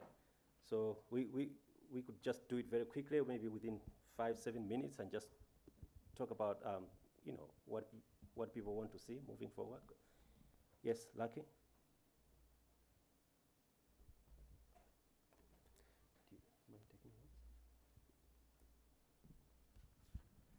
Ladies and gentlemen, hi. It's been an honor to be in the midst of all of you here. Now, I think going on forward, Professor Tony, we need to challenge ourselves. Before going anywhere too far, let us challenge ourselves to be mentors. Because when we look at policing or policy implementation, when you look at any governance structure, it's not just in the national cabinet, but each and every single organization, each and every single enterprise has a governance structure. And how do we get the youth incorporated and hear the youth voice within those policies? It's unless we adopt a mentee. Even in the faculties, it's to adopt a mentee that will then therefore go and spread that seed. And that is the first challenge that I would personally pose upon all of us here. And this is unroot a collective collaboration with our capacities. Right. No, thank you so much, Lucky. We keep getting reminded that it's us who is going to do this. It's not people who are out there sitting in government offices. So I like that one. I mean, we need to challenge ourselves first. So pick a mentee and, show them the ropes. So again, that speaks to the voice of the youth that we keep talking about. How are we going to know what the youth think? I mean, not everybody's going to speak in a forum like this, but one-on-one and things like that. So yeah, thank you so much for that. Yeah. Yes, please, Antoinette. I'm tempted to say the question we should ask is who should do what, and then after doing that, what next? I'm talking in the aspect of whether we like it or not, when we leave that gate, all our problems welcome us back. We have to go sort our problems, and we have to also go deal with other people having the same problems, and also seeing how exactly we can make the kind of impact that we want to do, right? And to what extent should we do that impact, and how can we make sure if we are saying we collaborate, there is some type of oneness somewhere, Okay. Giving an example, right now where we are, it's some type of oneness that we are given. Hence the reason why I'm saying who should do what and what should happen next. Right. If perhaps we say we form groups, or if perhaps we say such, the most other next question we need to ask ourselves is, from here, where is this information going? What happens to where it goes? And then what influences what happens where it goes? And which role are we as young people playing? What Right. role can we play in the next stage that is there? Exactly, yeah. No, thank you so much. Again, another reminder. So you're just slightly ahead of us. I think before we get to that, I should assume that we would have to list the actions that we want to take, right? The activities that we want to happen. Then we can go on and say who needs to do what from here. Yeah. Português. Oh, all right. Okay, go ahead. Do we have interpretation?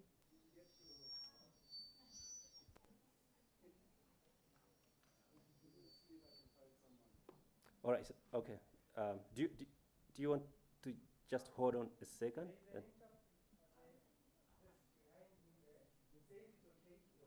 Oh, he says it's okay? Yeah, please go ahead.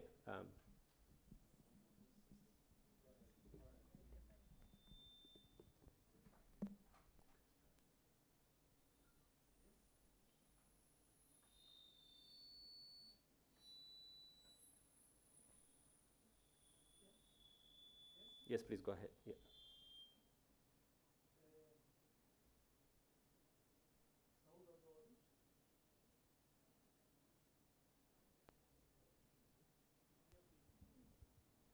Não sei se todos na sala estão a me entender, não estão sem o comunicador. Sou o Helder Silva, sou de Angola. Bom, em primeira instância quero dizer que unidade na diversidade. SADC não é só em inglês, mas também em português. Por isso, peço a vossa compreensão. Eu não falo inglês, mas sou membro, sou irmão e faço parte desta comunidade.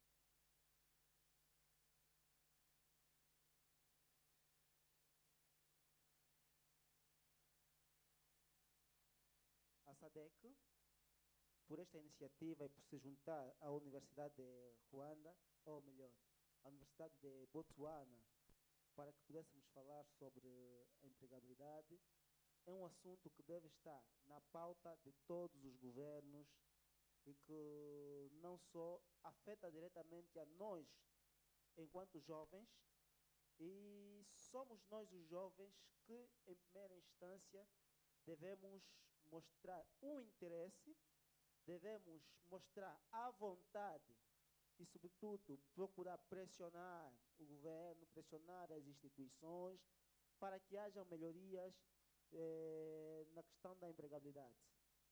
Eu queria falar anteriormente, queria partilhar também algo a respeito do meu país que já tem sido, que tem vindo a ser feito. No âmbito da empregabilidade, o governo angolano entendeu que não é possível o Estado albergar todos. Então, desenvolveu um programa designado PAP.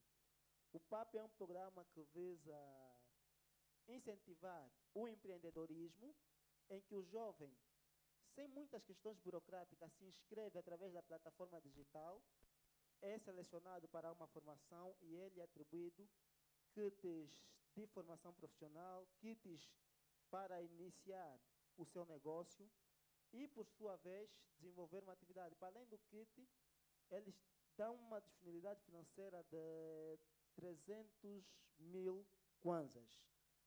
Bom, para além do PAP, existem muitos programas que o meu governo vem realizando para a questão da empregabilidade juvenil, mas é necessário que haja mais informações e, uma vez nós, participantes neste fórum, saindo daqui, sejamos mesmo mentores, conforme alguém já disse, sejamos mentores, sejamos influenciadores de política, sejamos, vamos mentorando para que haja mais jovens informados, para que os governos realizem mais políticas, sobretudo na questão tributária.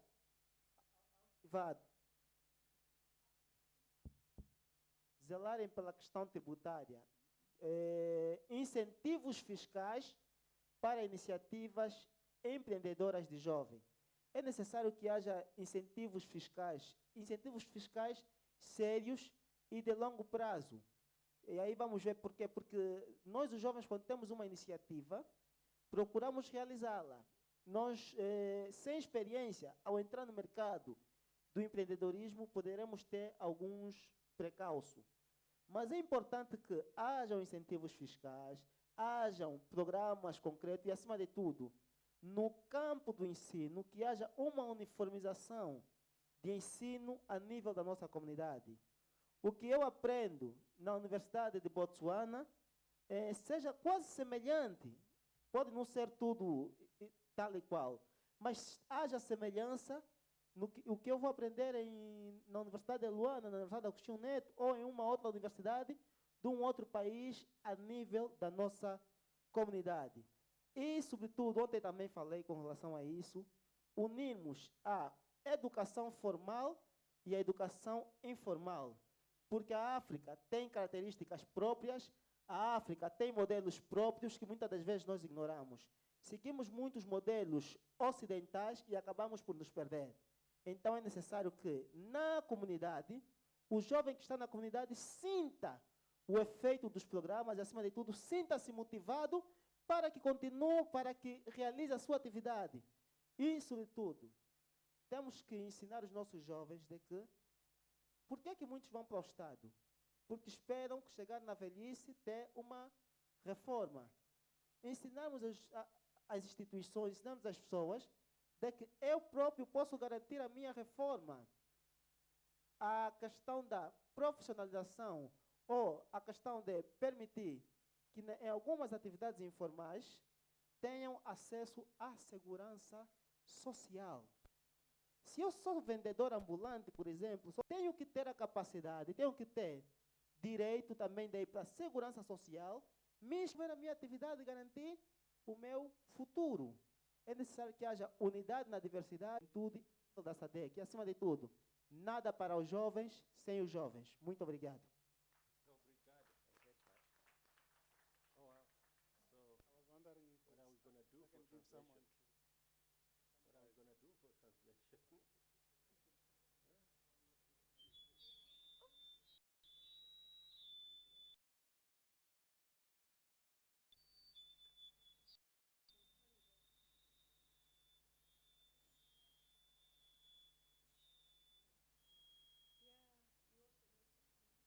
Yeah.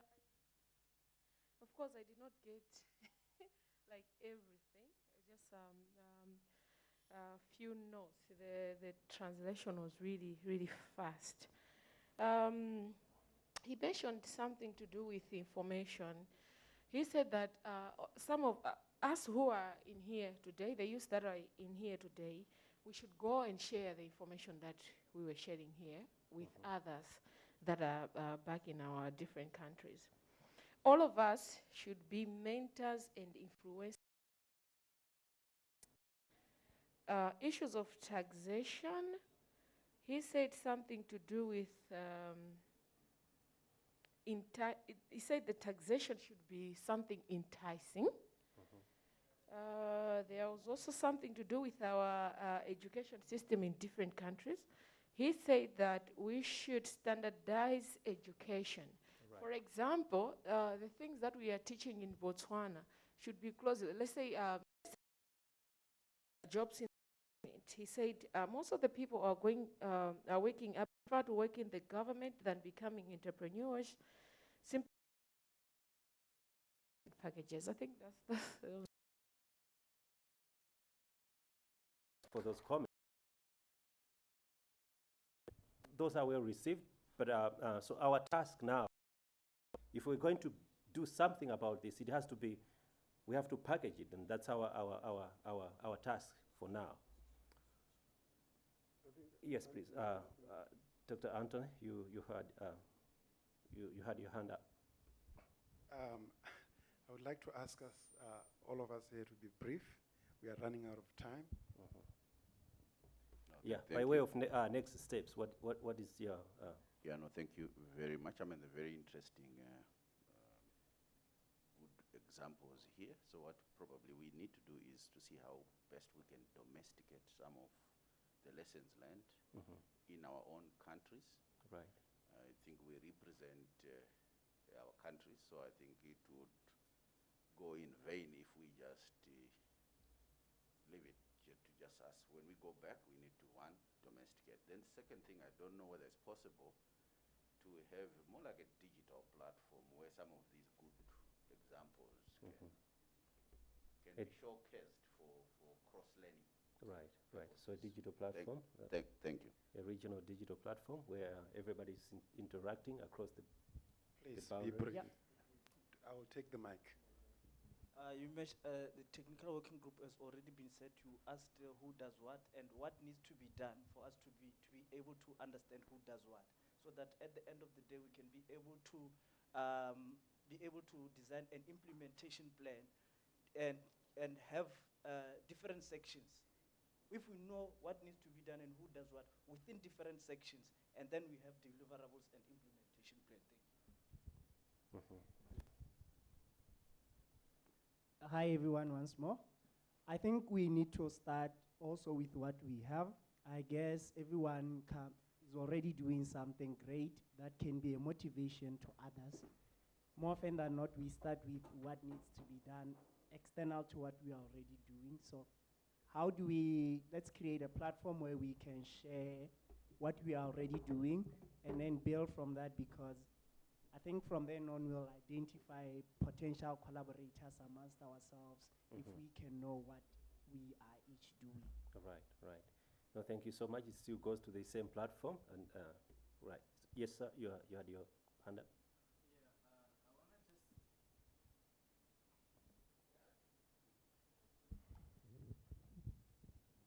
Okay, I want to just mention something, because every year SADC youth meet together, but the problem is the next, okay? The problem is the what? Is the next.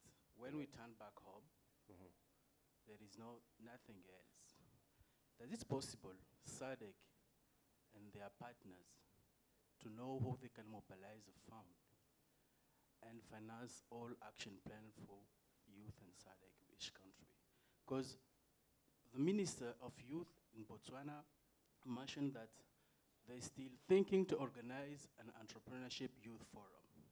So if it's possible, this day, how to bring young entrepreneurs in the SADC country to coming to show what has been done. And we are still talking about action plan, entrepreneurship program. So everything must to be implemented, but we're missing fund. Thank you. No, thank you so much. Still talking to I think the big point here keeps coming on, and it's about how we get connected and share experiences. So that's something that needs to happen. There has to be a platform of some sort. So maybe we could talk about who does what from here with regards to the platform. But also, you also mentioned an important point to say, every year, SADC or our governments have youth forums. I think the trick also is to understand the language that governments speak. So how do we feed into that? All right. So that's our task right here, to package it into a language that a government would understand. Okay. So Tony, can I just add one point? So personally, because I come from a business school and I, went to Japan, I like you said, I think we already have a group of people here who know each other and we have each other's contact details. So probably one of the first things that we should do is to create profiles of each and every person who's here so that we know each other. And from that process, we can nominate people either based on countries or on sectors that we work with and start sharing on what experiences that we have from each other. I think that could be one easy step for us to just start working from each other whilst we create these, we develop this work package that Tony is referring to. That's something that I'm already experienced doing that, and I'll be happy to work with any of you guys who are willing to do that. Thank you. Thank you so much for that. Do we have any more input? So we need to get into the closing ceremony. Yeah. I was asked to stand up. Just So, I think, you know, for me, I'd like to echo the words of all the comments that said, let's move from the theory to the practical. And say, we attend a lot of this sort of conventions, and it's a bit disheartening that it never really builds up to anything.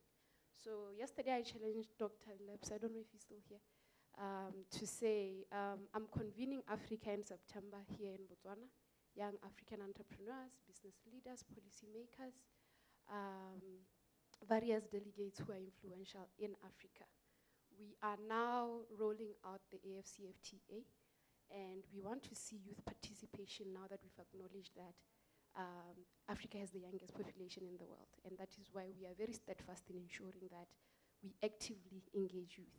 So I challenged Dr. Lebs to say, in September, I'm going to give him time in my program, it's a 3-day program, to come and give a master class on what he's been able to achieve together with the rest of the SADC delegates and the EU and UB and MSU and AAP, what you've been able to achieve since today, between then and September.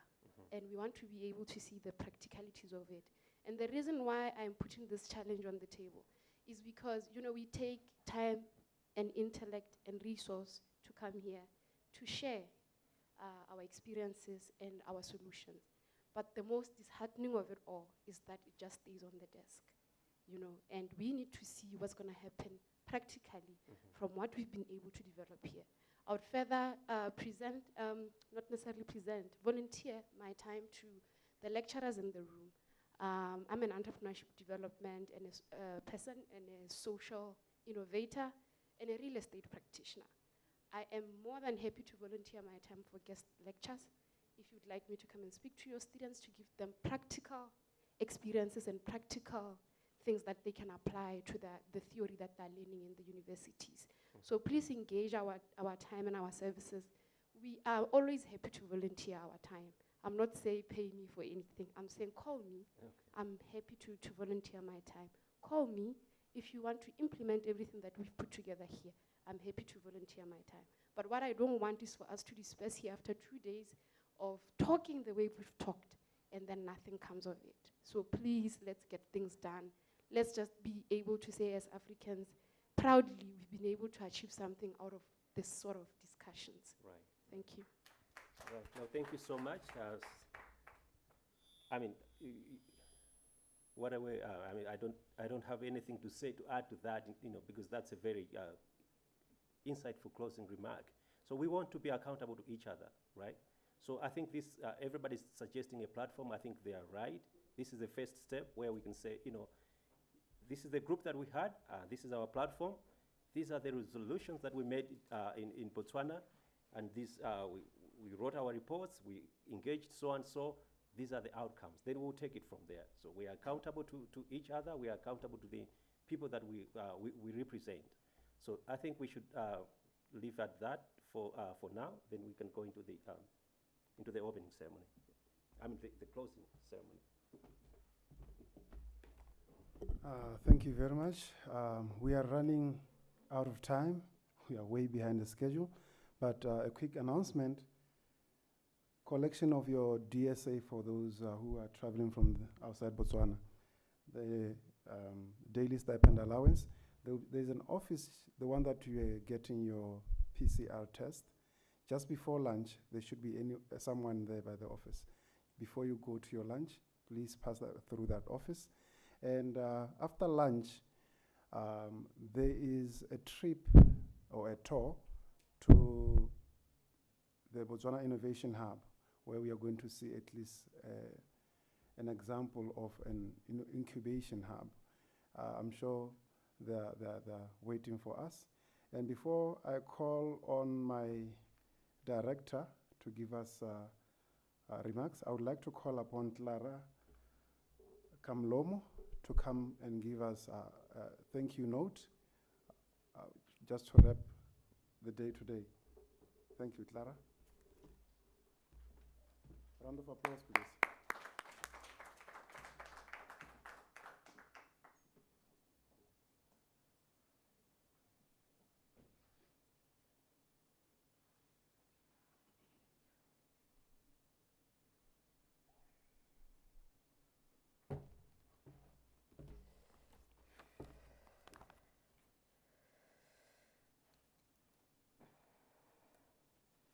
the African Director of the AAP, Professor Richard Nkandawiri, the Coordinator of Global Initiative and Program Modulator, Professor Lepatewa Maleta, Dr. Benis Gagala, Chief Director responsible for Youth Affairs in the President's Office of the RSA. Let me take this opportunity to express my sincere gratitude and acknowledge the contribution of those who really worked hard to make this event possible.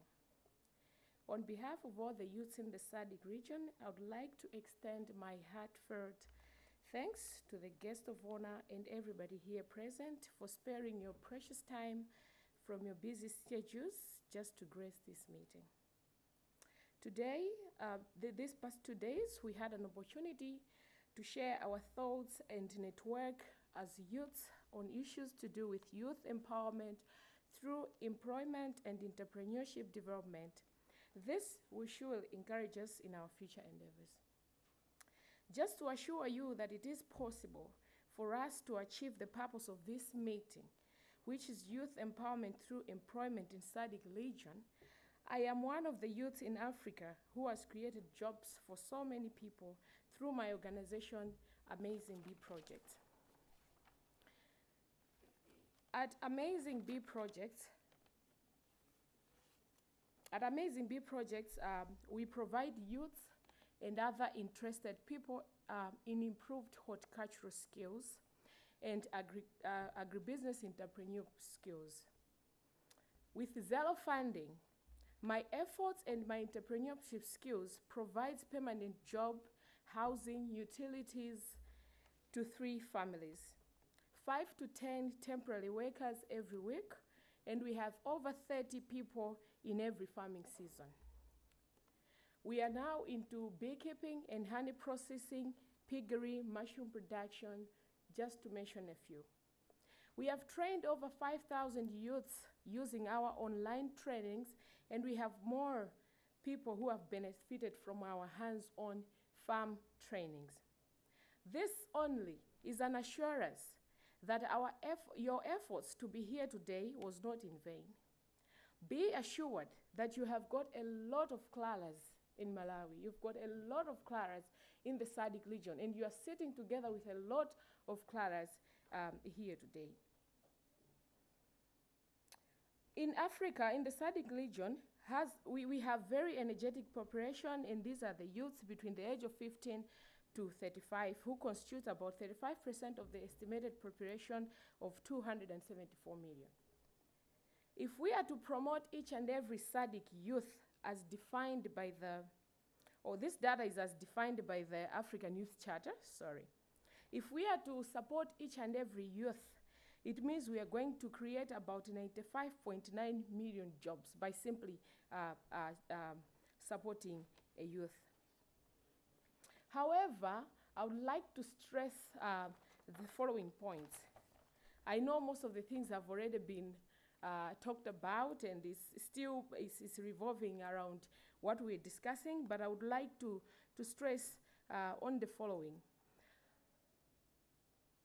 We need, indeed, I agree with the discussion that we had in the 2 days and the point that we raised, that we need to check our education system.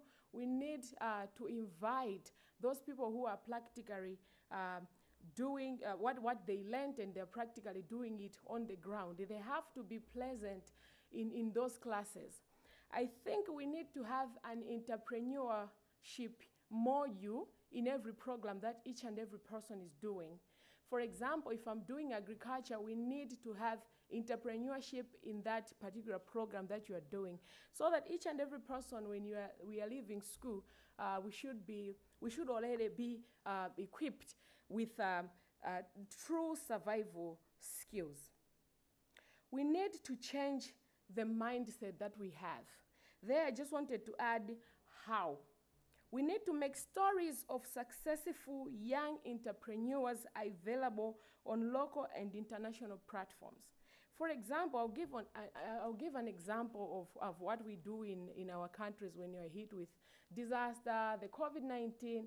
We have seen cars driving around talking about COVID-19. But I've never seen a car driving around mobilizing people talking about entrepreneurship. Okay, this is the only way how we can reach a lot of people. Maybe, for example, we can conduct an entrepreneurship country tour. Have the clallers in all your countries, drive from south to west, central, do the meetings with primary schools and all the people that are gathering. In the markets, we can actually do that. We do promotions of different products in the markets. Why don't we ship? I had about 5, 6 points that I really needed to talk about, but let me just say the last one because most of them, I think we have finished them all. The last thing that I really wanted to communicate was that we need to have a SADC youth platform.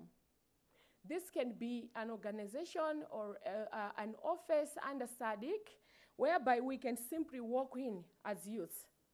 I don't need to book a meeting. I don't need to send an email. Some of us are not conservative with emails. A platform whereby I can just walk in and present my situation and present my business. Okay? These platforms have to be in our languages so that they can accommodate each and every person. It's not all about money. I can go to that office to ask about mentorship. This is just to talk to someone. Okay, this is what I am doing. I am training people in mushroom production.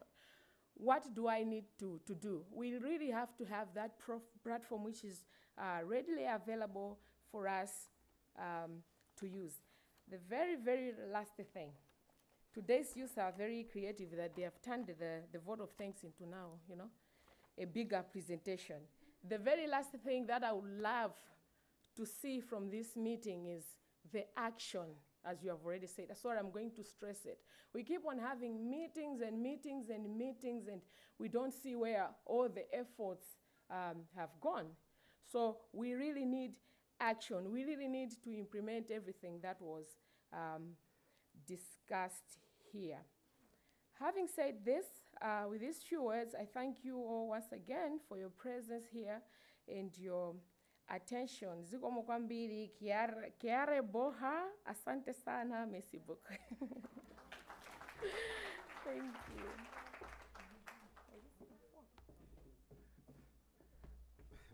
Thank you very much.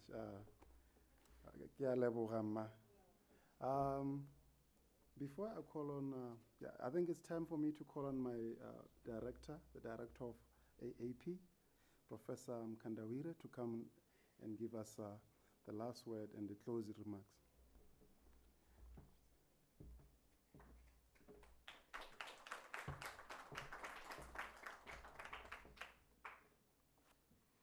Well, thank you very much, Abraham. Thank you very much, Tony. Thank you very much, Farai. Thank you very much, colleagues from the University of Botswana. I think you really welcomed us, and we'll be extending our gratitude to the Vice Chancellor later on. Thank you very much, Chief Director from the President's Office in South Africa. We've been engaging you on how best we can connect the government to some of the programs which we're beginning to define, not just in South Africa, but also across the SADC region. We're extremely grateful. I'm very delighted, Clara, that, we're speaking the same language. Some of us may be older, but you can be very sure that we're very youthful at heart. We're committed to driving a youth agenda with you. So I agree with you, would like to be very, very practical, and I would like to assure you that, following this conversation, we will be engaging the SADC Executive Secretary together with the Vice Chancellor of the University of Botswana and 3 other young people whom will be selected, particularly for those who are going to remain behind here. And we want to engage the SADC Executive Secretary, who has already expressed his desire in addressing some of the challenges of youth in this region in a manner that is going to be practical, in a manner that is going to yield results. And I want to speak this partly, I've worked actually in the youth sector for quite a while too. I used to run a youth program for the continent under Commonwealth.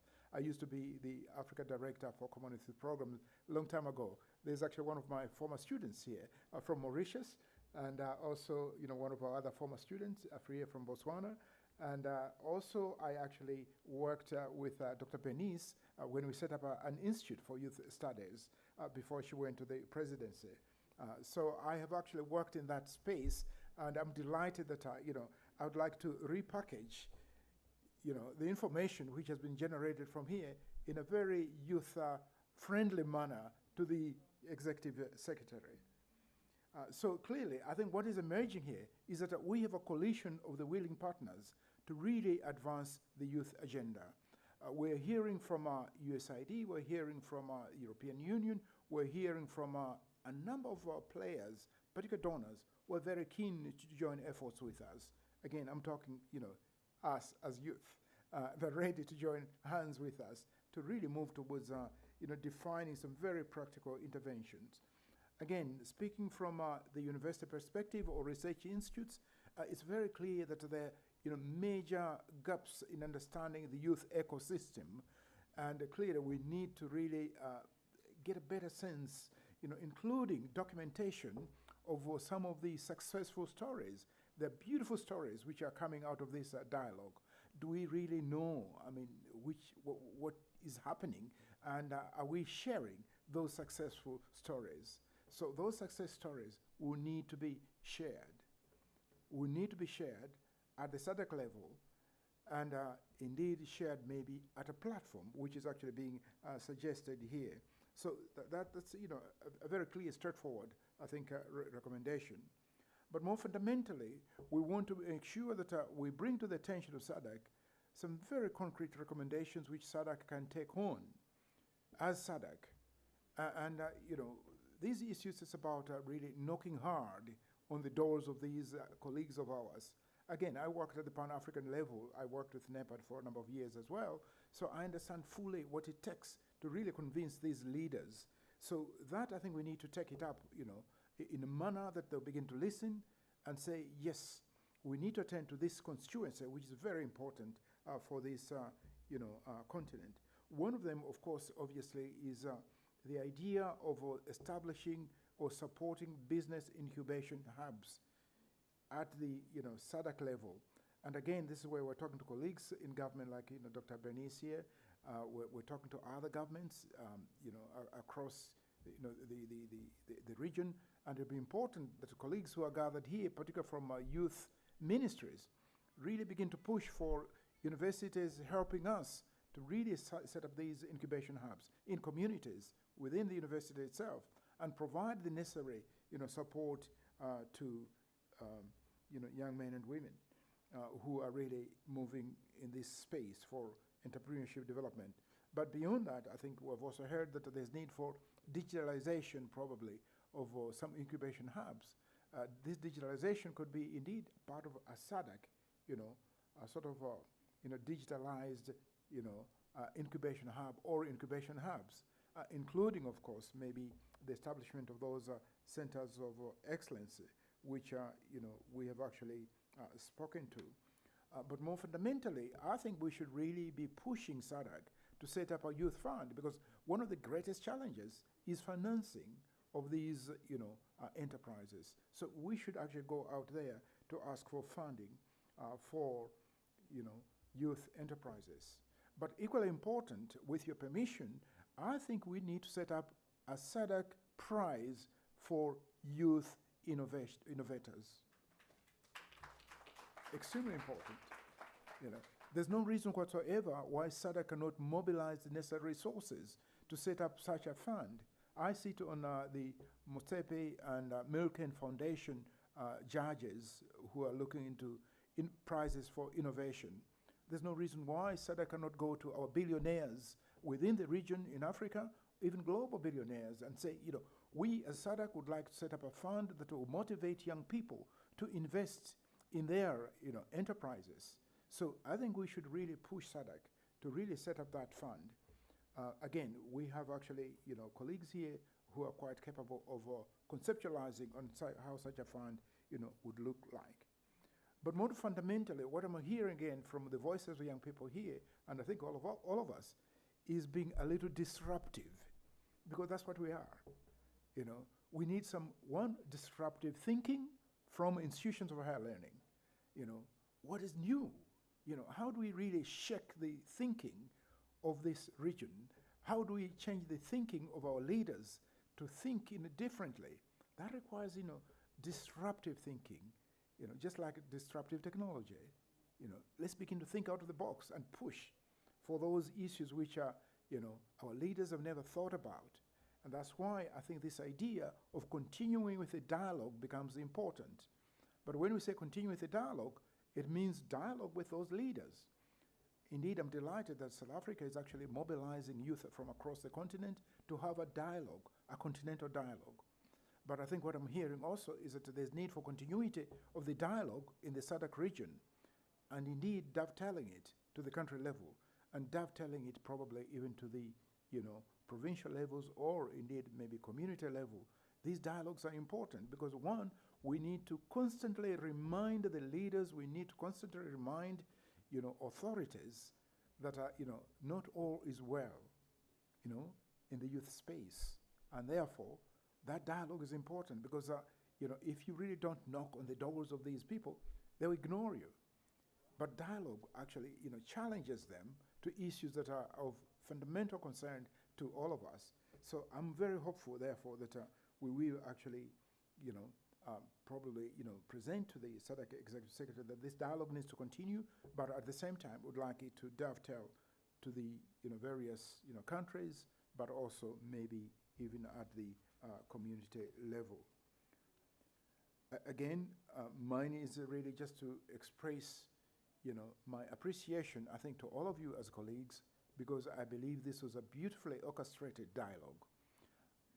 It was really well done, and we look forward to engaging you further, and we truly appreciate your presence and your continued support of this, I think, extremely well designed, dialogue. So a hand of applause to everybody of you. Once again, much appreciated for your attention, and we look forward to engaging you further. Thank you.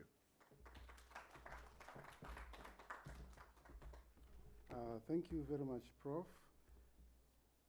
Continuity of the dialogue, disruptive thinking, action, action, and action, keeping up with the trends where young people are, locating or positioning policy and the science in the trends is the only way in which we'll be able to keep up with the project economy, the gig economy, or what we call the knowledge economy. Ladies and gentlemen, we are coming closer to the end of this program. And before I do that, I would like to invite the SADC, the representation of SADC, Dr. Maxwell Baraka Kokwa, on behalf of His Excellency Mahosi.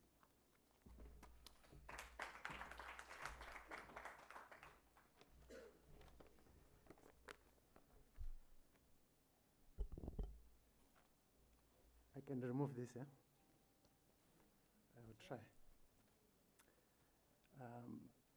Thank you very much, Program Director, for this opportunity. I recognize the senior government officials here present. My principal, Dr. Benis, good to see you. I recognize the AAP Director and Chairperson of this dialogue, Professor Mkandawire. Good to see you again since December last year. The SADC youth representatives here present, and my sister from Malawi for the excellent remarks. Let me say, ladies and gentlemen, all protocol observed. It gives me great pleasure to make a few closing remarks at the end of this highly successful dialogue event for youth in SADC. We thank Firstly, the government of Botswana for hosting the event, and also for the high-level ministerial representation throughout the 2 days. We also thank the Vice Chancellor of the University of Botswana, Professor Norris, for the excellent facilities that were put at our disposal at this prestigious institution of higher learning. We also thank the AAP, of course, for the collaborative relationship we have established and which we continue to solidify to enhance regional integration on the basis of knowledge generation and exchange. The Secretariat also expresses its gratitude to the European Union because this activity was enabled by their financial and technical support under the SADC Dialogue Facility. I thank also, I cannot forget, for having shared with us the bank. By the bank, I mean the AFDB, the bank's perspective on youth development. And of course, we commend the bank for the work that it is doing in this space of youth empowerment. And we look forward to collaborating with the bank, SADC, in some of the initiatives as we go forward. More importantly, I thank, of course, our member states, the SADC member states, who responded positively to our invitation and facilitated your participation, thus demonstrating their commitment to empower SADC, based, in this case, on credible research, as well as the case studies that were showcased here, including those notably from Botswana, our host. The engagement of young people is central to what we do in SADC, and we're glad that you have managed to meet in person after a very long time due to the constraints imposed by the prevailing COVID-19 situation. I want to congratulate you as young persons because you conducted your business very professionally and in a very inspiring manner. You, as young person, have demonstrated that you are not passive players. With many who are here present having shared their experiences, some as scholars and some as entrepreneurs themselves. This demonstrates that youth are not a problem, as is often said. You are not a problem. In fact, you are part of the solutions to the problems that society faces. Commendably, you took a very strategic approach in your deliberations, and I wanted to take note of that.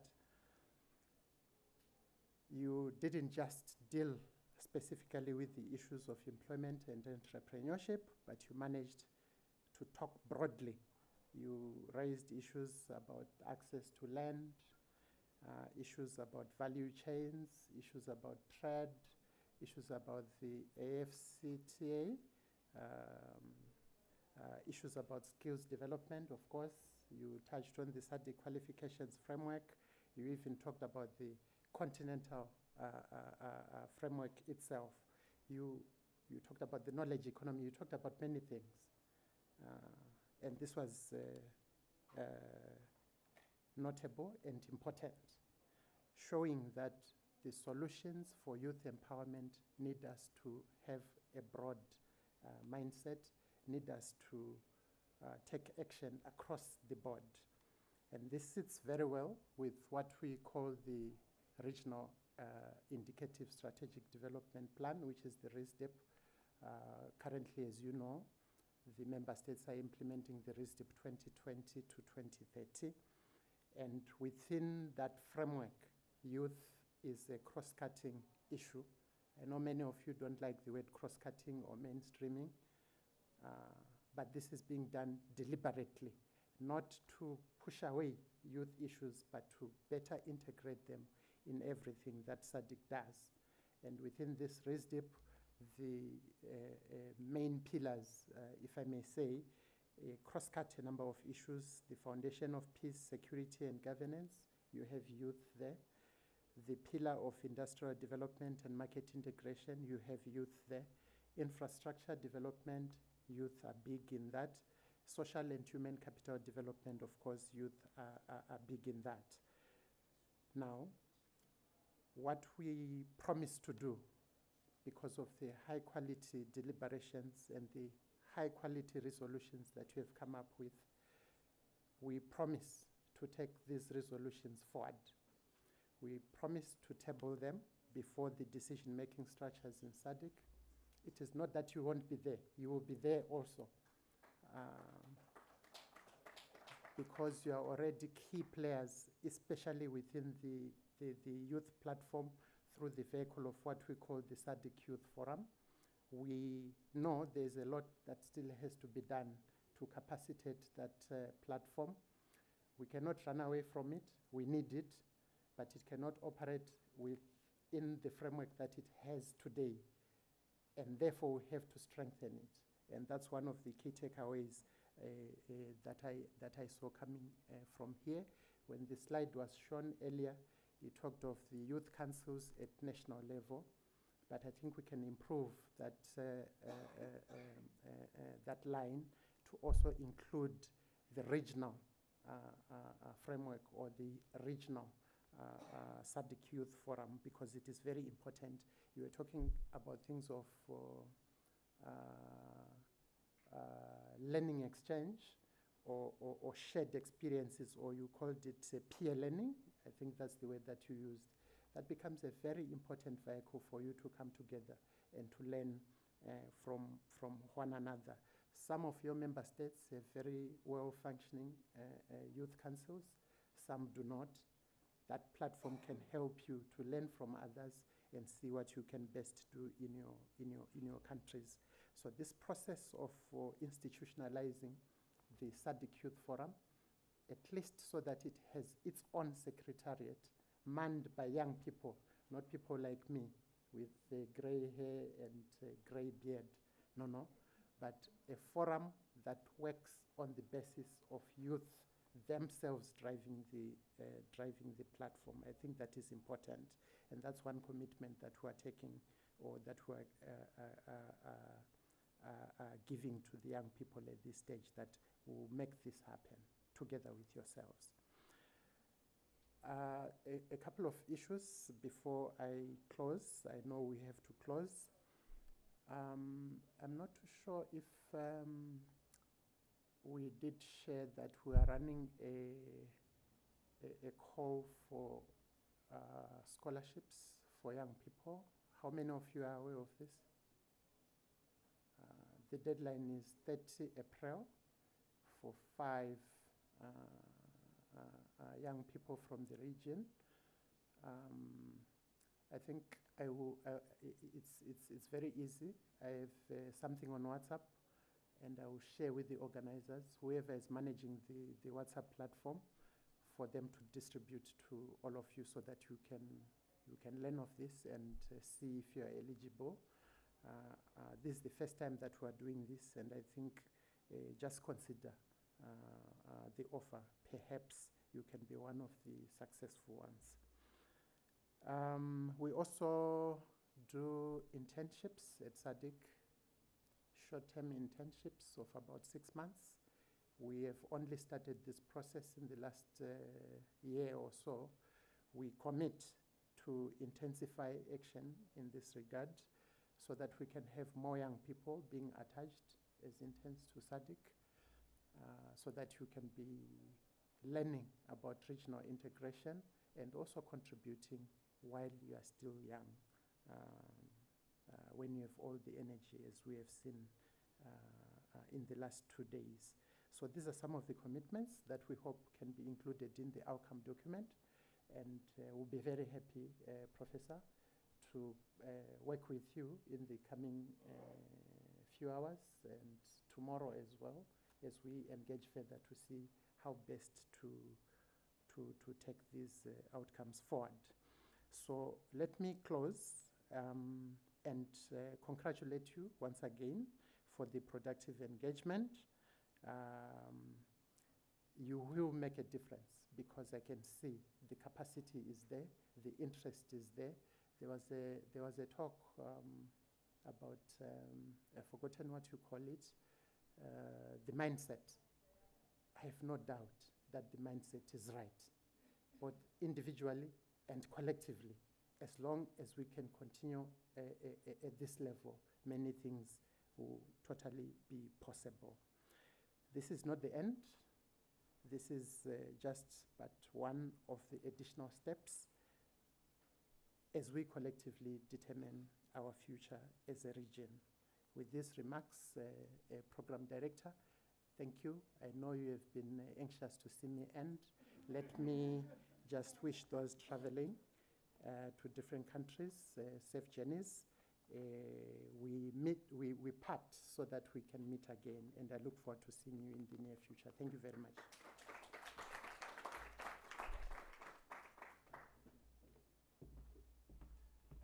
Thank you very much, Dr. Maxwell Parakokwa. Now, just another re-announcement again. Please remember to pass by that room where you took your PCR test to make sure that you collect your daily stipends and carry your boarding passes as well. And yeah, I would like to kindly ask you to eat as fast as possible, because we are supposed to be at the Botswana Innovation Hub at 2 o'clock. We're an hour behind. So at least if you can get there by 3 o'clock, it will be lovely. Thank you very much. Thank you very much for the energy. See you next time.